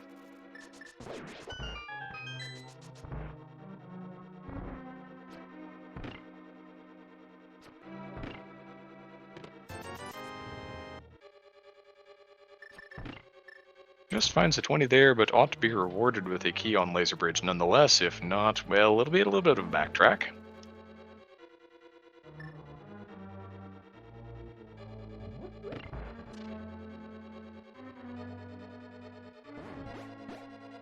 As Arshap moves on into the Vitreous fight, also appears to be availing himself of the strats with the cape, is going to go for slashes rather than spins.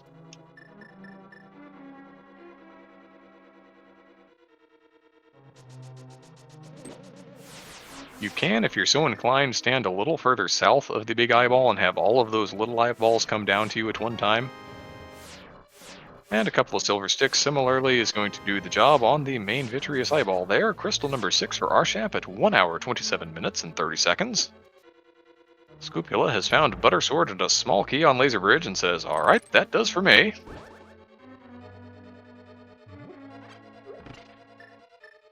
Welcome to our Raiders from Speed Gaming, a party of 171. My goodness, thank you all for coming in.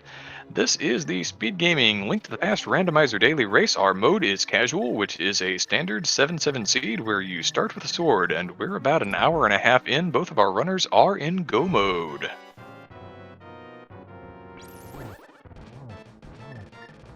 In point of fact, Scupula is about to pick up his 7th crystal here. Just a few more slashes into these heads on phase 1 of Trinex, the 2 elemental heads down, and once the shell explodes and the snake, turtle, dragon, whatever the thing is, the Trinex, we'll just call it a Trinex, that'll work. Once he puts 3 more slashes into this one, crystal number 7 will fall from the sky, and he'll be ready to head for GT.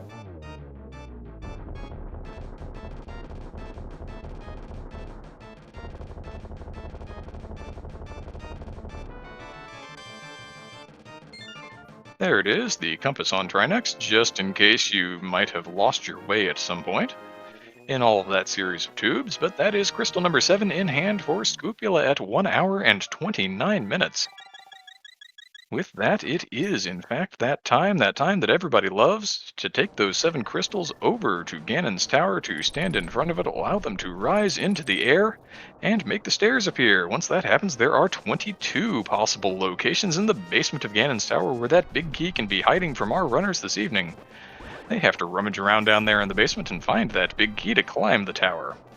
Have to do that because otherwise you can't have the fight with the wizard, and if you don't have the fight with the wizard, the pig will not appear.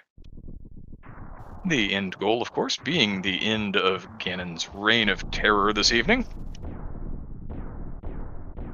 So here we go, get your guesses in chat, 1 through 22 if you're so inclined. Scupula is going to be heading in here momentarily and showing us what is what.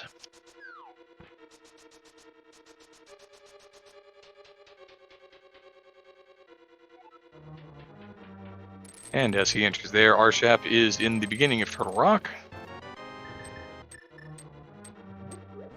Scupula has found a small key, going to avail himself of one of those to go ahead and check all the way over to Compass Room here. It's a fairly standard textbook play if you find a small key in Hope Room, but appears to have found a Wallmaster as well. And therefore is going to call an audible on that right side play and go left instead. I've been known to do this as a restreamed runner before. It may in fact have happened to me. You know, it happens. Check 3 on the torch was also not that big key that Scupula so desires, but is on into the Stalfos room.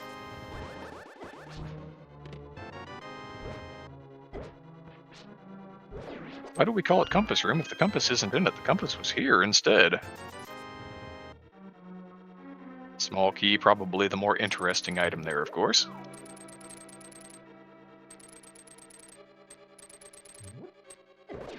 And Arshap is making his way over to the pokey. He'll steal the key there, I'm certain.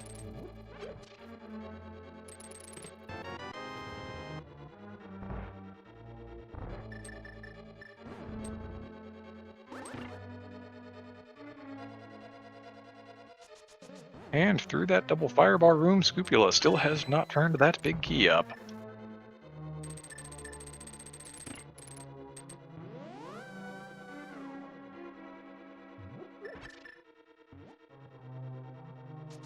Coming up on check number 9 here in the Fire Snake room, need to push this block to hookshot across onto that chest. Another small key.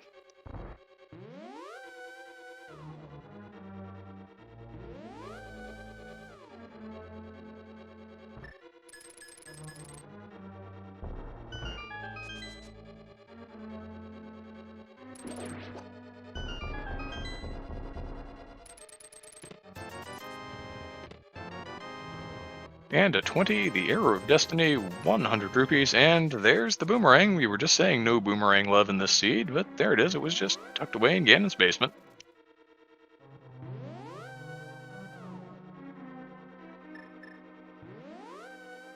That raises our check total to 13.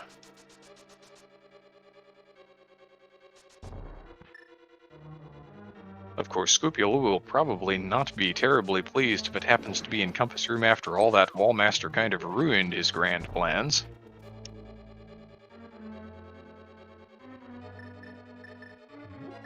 Arshap finding Buttersword with that mirror shield has no trouble whatsoever. You just walk right in and the lasers can't do anything to you. Finds the small key in the second chest and is well on his way to Trinex.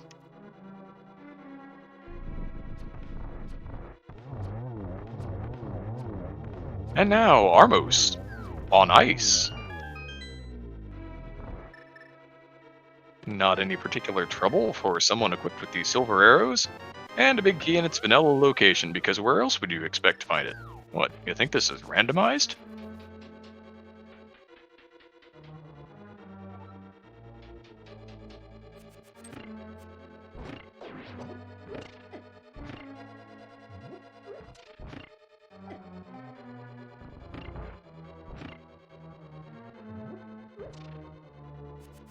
There we are, phase 1 Trinex down for Arshap, but Scupula is already into the Mimics portion of the GT climb.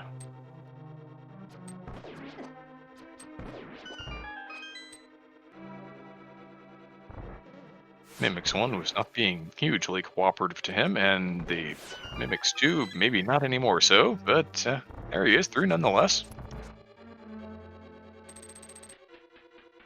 That is crystal number 7 for Arshap at 1 hour 34 minutes and 20 seconds, roughly.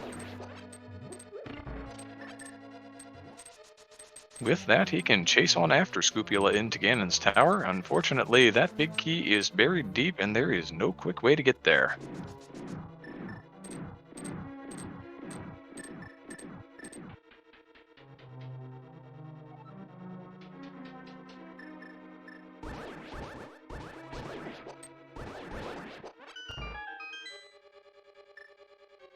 Seems that Scupula is simply going to avail himself of the Butter Sword and some pots here on the Gauntlet stage.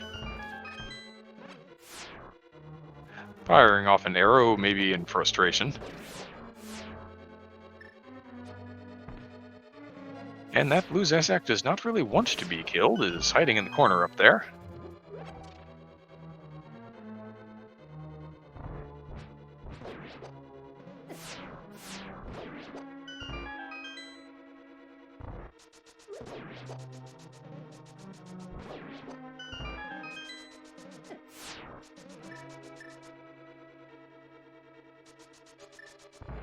So, let's see what Scupula's weapon of choice is here for the land molas. It looks like maybe Butter Sword spins. A combination of spins and slashes gets a couple of them on the first cycle. And a very cooperative worm there decides to head north right into the spun away Scupula, and another slash takes care of the worm.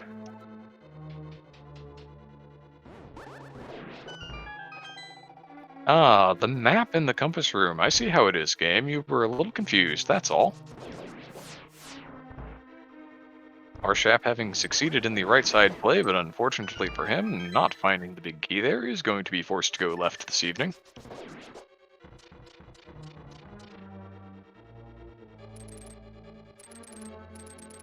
Also turning his nose up at that piece of heart cooking on the torch.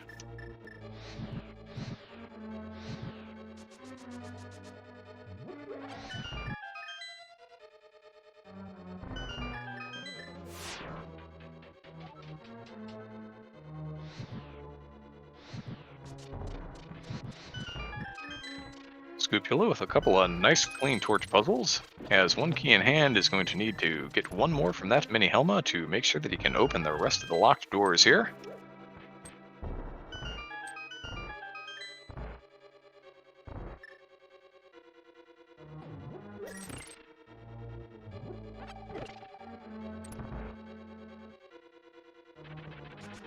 Taking that full magic decanter for the refill, and now it's time for a refight with the worm. Oldorm II proving no more of a problem than his earlier brethren in the Tower of Hera. And Scupula is going to choose to bypass the ultimate chest of the game.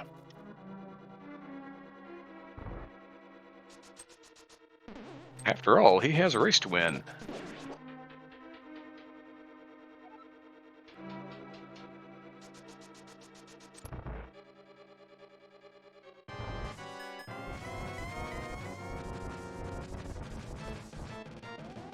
So here's Scupula having an argument with a wizard, gets a couple of reflected shots there in phase 1. And one more in the second phase, halfway through.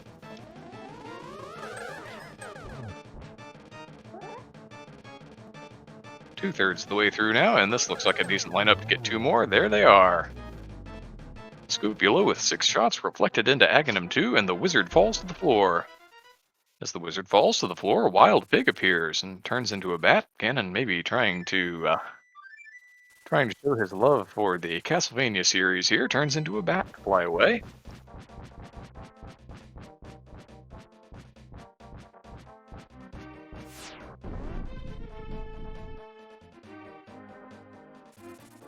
And in a grave tactical miscalculation has made a nice big hole in the top of his pyramid of power, where the hero can jump in to say hello.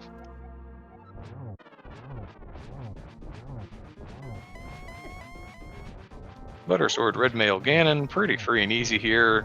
Scupio may be a little low on hit points, but I believe still has that fairy in a bottle from earlier, so I don't think there's any actual danger here. Going to go ahead and hookshot through those fire bats anyway. While Arshap finds that vanilla big key and nopes out, not even going to check the other two chests.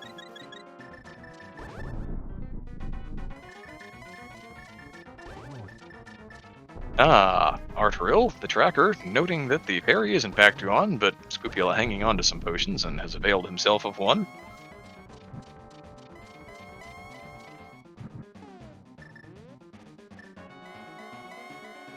With Red Mail, he would have been fine as long as he didn't hug the pig, and here is already into phase 4 while we were discussing the previous merits and demerits of his health situation.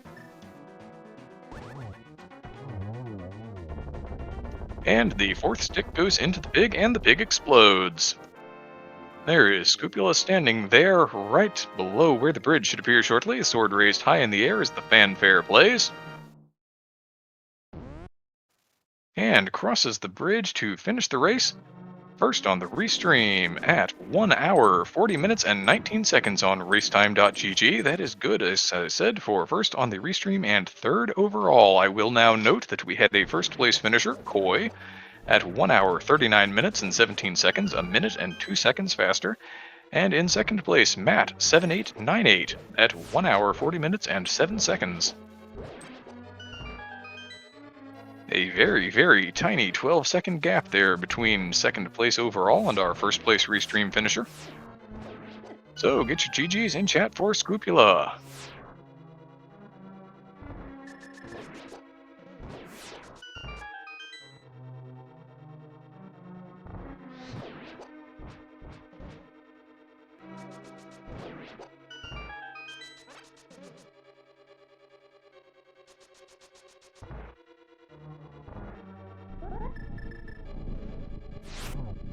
Now we have Arshap over at the Landmolith 2, seems to be availing himself of a similar Buttersword strategy. Also through in 2 cycles, using that mirror shield to reflect a couple of fireballs rather than having to juke and jive around at the last minute while waiting for the door to open up.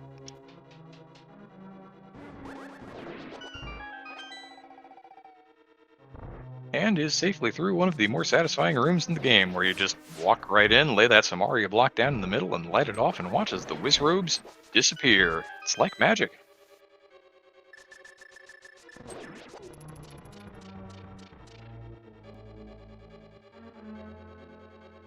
And we are joined here in the booth by Scupula. Scupula, good game to you. Thank you. Yeah, that was interesting. I just kind of focused on the goal. I don't know what else to say. Stuff just kind of fell in front of me. Yeah, I think the big difference between yourself and Arshap was that Arshap decided he wanted to stay within logic and found the flippers before sequence breaking Ice Palace. And so, in fact, did not sequence break Ice Palace. So you got Bombos a decent chunk of time ahead, and that carried through to the end of the seed. Yeah, I thought about it, like I don't know what was left at this point, but I was gonna try looking for them on an overworld thing just because I had, multiple things yet to go. But I figured, why not? I mean, actually, I got in there, and then I realized I didn't have the cane, so I was like, I figured if I did, it would have been a quick dungeon anyway, and the checks would have been gone. But it wasn't too bad. I didn't screw up the bomb jump 50 times this time. Yeah, that was a very clean first try Ice Palace bomb jump. We were impressed. So, good. There weren't any dot duns when I got into Ganon, and I was like, oh boy. But I figured that always feels good, doesn't it? You feel like you've got an actual legitimate shot at that point. Yeah, but I know who's in here. It's no big deal. I expected it. These Ganon and the tower takes a good chunk of time, so it's like you can't even use it as a metric.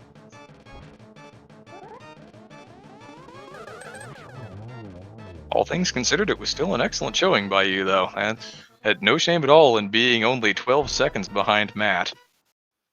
Yeah, it was a cooperative seed. We'll give it that. could have done a few things early a little differently. I thought I had a glove. I remember trying to pull a rock up. didn't work out. So that could have bought me at least a few seconds, but just glad I didn't have to go hunting for cane forever. It's in mire way too often, so I just figured, let's just go do it. Yeah, and the vanilla GT Big Key, the French vanilla hammer to go along with that French vanilla cane of Samaria. Yeah, about that. Did you see anybody else do a whatever, some sort of mimic trick or no? Because I figured I shouldn't do it, but I ended up doing it anyway and got a hammer out of it. So. No, Arshap actually decided to avail himself of the catfish check before walking down to Palace of Darkness, and so had the bow and cleared it in one shot. Yeah, true. You know what? And that bow didn't feel too bad until I got to Hype Cave, and I was like, well, the whole progressive thing. I figured, well, this is an easy to find bow now. You got one or two that are right there, so. Yeah, of course, with that bow, he was also able to then mirror after clearing Pod and went ahead and picked up the last item and the green pendant off of Pendant Armos. So that was some time he gave back to you as well. Yeah, I mean, had I done that, I would have done the same thing. That makes sense. Get that green pendant. I think it's burning you way too much if you don't. Or wait, that's not green. What did you say? I'm sorry. And there we are. Arshap is going to go ahead and cross the bridge as well. We've had one additional finisher between Arshap and Scupula. That was Shire in 4th place at 1:44.15, but Arshap finishes 2nd on the restream, 5th overall with a 1 hour, 46 minutes, and 2 seconds time on racetime.gg. Let's get some GGs in chat for Arshap as well.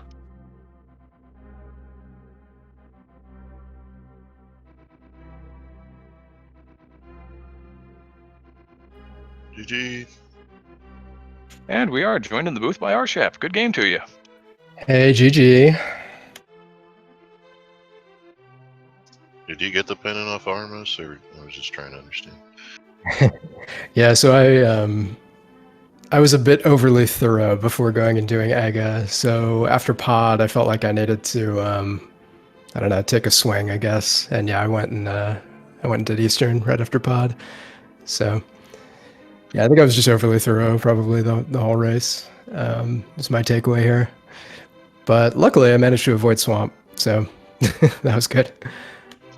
Yeah, I almost didn't want to find the flippers, because if I did, I'd end up in there, and yeah, so, but no, that green pendant would have been fair play at any point, I think, so. But I'm talking over comms here. I'm sorry, go ahead. No, it's not a problem. I think it's always interesting when the runners actually discuss between themselves what their thoughts were. Arshap, I thought you stayed a little more thoroughly within the logic than Scupula did. You went ahead and found those flippers in the Desert Palace big chest before heading to Ice. Yeah, I mean, I wasn't in a super big rush to go to Ice without Samaria and it being out of logic and all, so I figured it was just as likely that I would find, Quake to go up to TR or Samaria or something in Desert. I knew something had to be in Desert, so I guess that's why I made that play. So yeah, I don't know. It worked out okay. The fact that I didn't go into Swamp made it fine, I think. But yeah. That would have been bait for sure. We didn't see Swamp from either of you, so there's no real telling what was in there. The trackers are reasonably complete. Maybe the Redarang, maybe the powder. Bugnet could have been there. Yeah, that's about it. Yeah, couldn't have been anything. By the way, did you or chat have any idea what happened when I was in Ice Palace? Did anyone call that out? Where like I despawned the enemies and had to mirror? I was looking at the other screen at the time, but did you jingle glitch Ice Palace? Arshap, did you do this thing?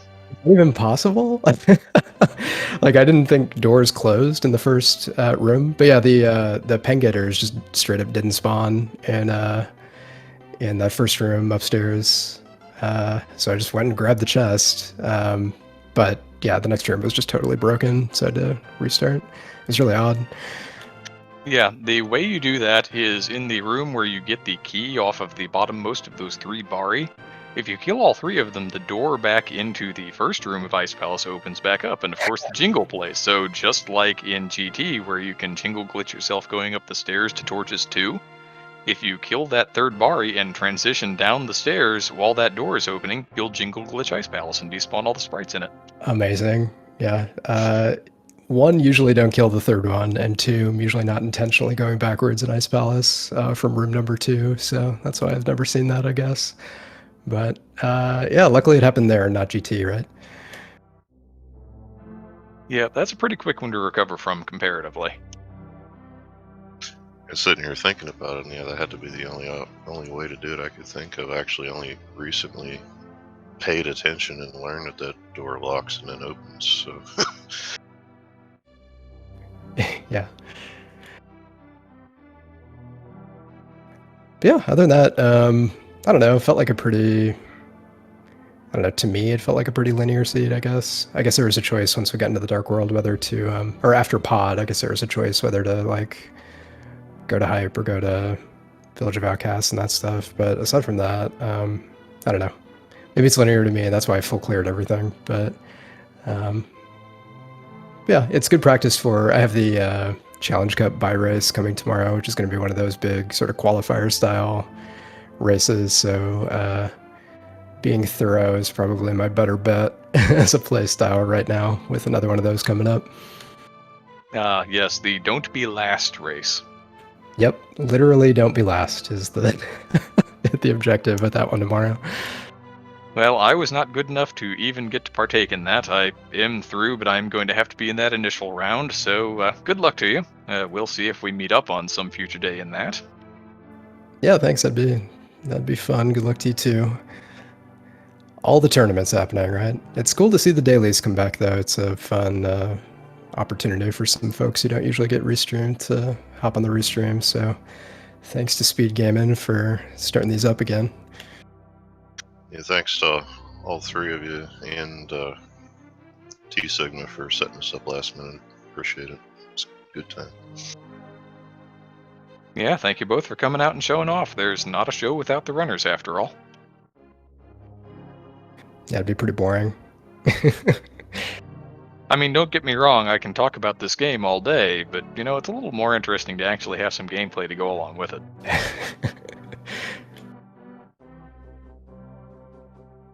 Well, yeah, thanks again, Yandim. Appreciate it. I'm sure solo com's not the easiest thing in the world, and to everyone tracking and restreaming, I know it's a lot of work, so yeah, thanks all. Any final thoughts from either of you before I go ahead and start closing this thing up? The only thing that, after what Arship just said, you had a choice, and I actually kind of stutter-stepped after I got out of Aga to go north or south, and turns out you go either way, you get a boat. So it was definitely linear. I'll agree with that. Yeah, it was just Pod or Catfish, right? Because Hammer's in Pod, and I don't remember the hookshot was. I feel like I didn't have the hookshot at that point. That was part of why I held off for so long on just going and doing Aga, is usually have those tells before you go do Aga, like a hookshot to get access to the rest of the Dark World, or a hammer to go south or something like that. If you don't have a glove, of course. But like we just didn't have any of that. So the fact that my only play was bowless, hammerless Pod coming out of Aga just felt super weird to me, and I think that's why I just like full cleared everything.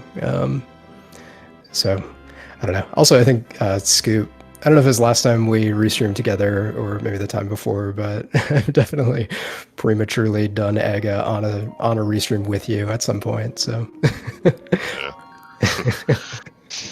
But no, the hookshot was literally right after Hammer. So yeah, since we didn't get anything at all, sure enough, Pod has it all. Yeah, that's right. So, but GG to you. Yeah, GG's, and thanks again. Yep, good game to both of you. I will note that we have had 3 more finishers as we've been here talking with our featured runners. Joss Bleeden in 6th place with a 1 hour 49 minutes and 33 seconds. Kaireu in 7th place at 1 hour 52 minutes and 22 seconds, and Immortal Koi with a second perfect tie is going to count as 8th place on Racetime GG, also 1 hour 52 minutes and 22 seconds. Oh man, you picked the wrong runners to restream, I guess. That's wild. Like a truly exact to the second tie between those two.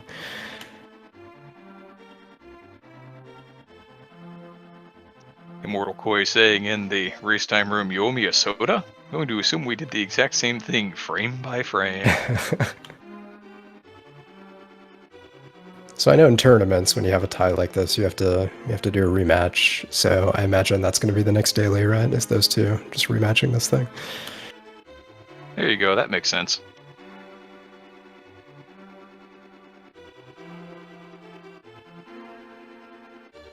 And with that, I'll have a brief look at the schedule here. It looks like this was pretty much the last thing on it for today. There may be a Mega Man 2 rando finishing up over on Speed Gaming 2. Some SM Rando League that's supposed to go to midnight Eastern Time on Speed Gaming Prime. But other than that, if you're looking for more rando action, you need to look at Wednesday. Wednesday, we have the No Kid Hungry series going on here. It's going to be Shantae and the Pirate's Curse starting at 11 in the morning Eastern Time and continuing throughout the day on Speed Gaming Prime. There's also some Link to the Past 2021 main tourney going on in the afternoon evening. And it looks like plenty of other things to keep you busy if you need your speed gaming fix, if you need your rando fix. Keep it tuned to Speed Gaming 2 through 6, also our foreign language channels, and I know that I'm going to forget at least one of them when I say this, but I believe Francais, Deutsch, Portuguese, and of course I have no COCOM to back me up on this, but I really feel like there's one more that I'm forgetting. If somebody in chat can back me up on this, I would very much appreciate it. Espanol! There we are, thank you, Arterial.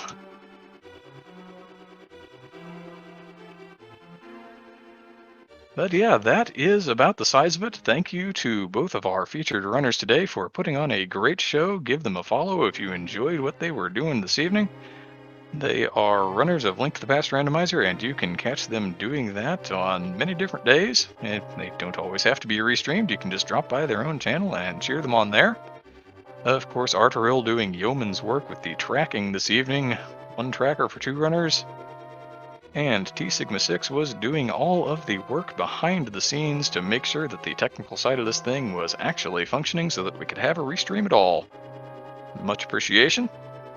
And you the viewer, we thank you as well, and if you think I could talk about this game, or I could push some buttons behind the scene, or I could make that tracker work, this is a volunteer force. Please go over to the Speed Gaming Discord. You can sign up for the appropriate roles, and pings go out on days where we're having the dailies, and you too could be part of the volunteer crew that puts these things on. It's another way that you can get involved with the community. It's a very welcoming part of a very welcoming community. I highly recommend it if you believe you have any interest in it at all. But for now, we have indeed, as both of our runner screens show, reached the end. And with that, the end, this is MyNDM signing off for now. Thank you all for coming out, spending a couple of hours of your time with us on this Tuesday evening. This has been the Speed Gaming Link to the Past Randomizer Daily Race, a casual 7-7 seed. Have a good night, everybody.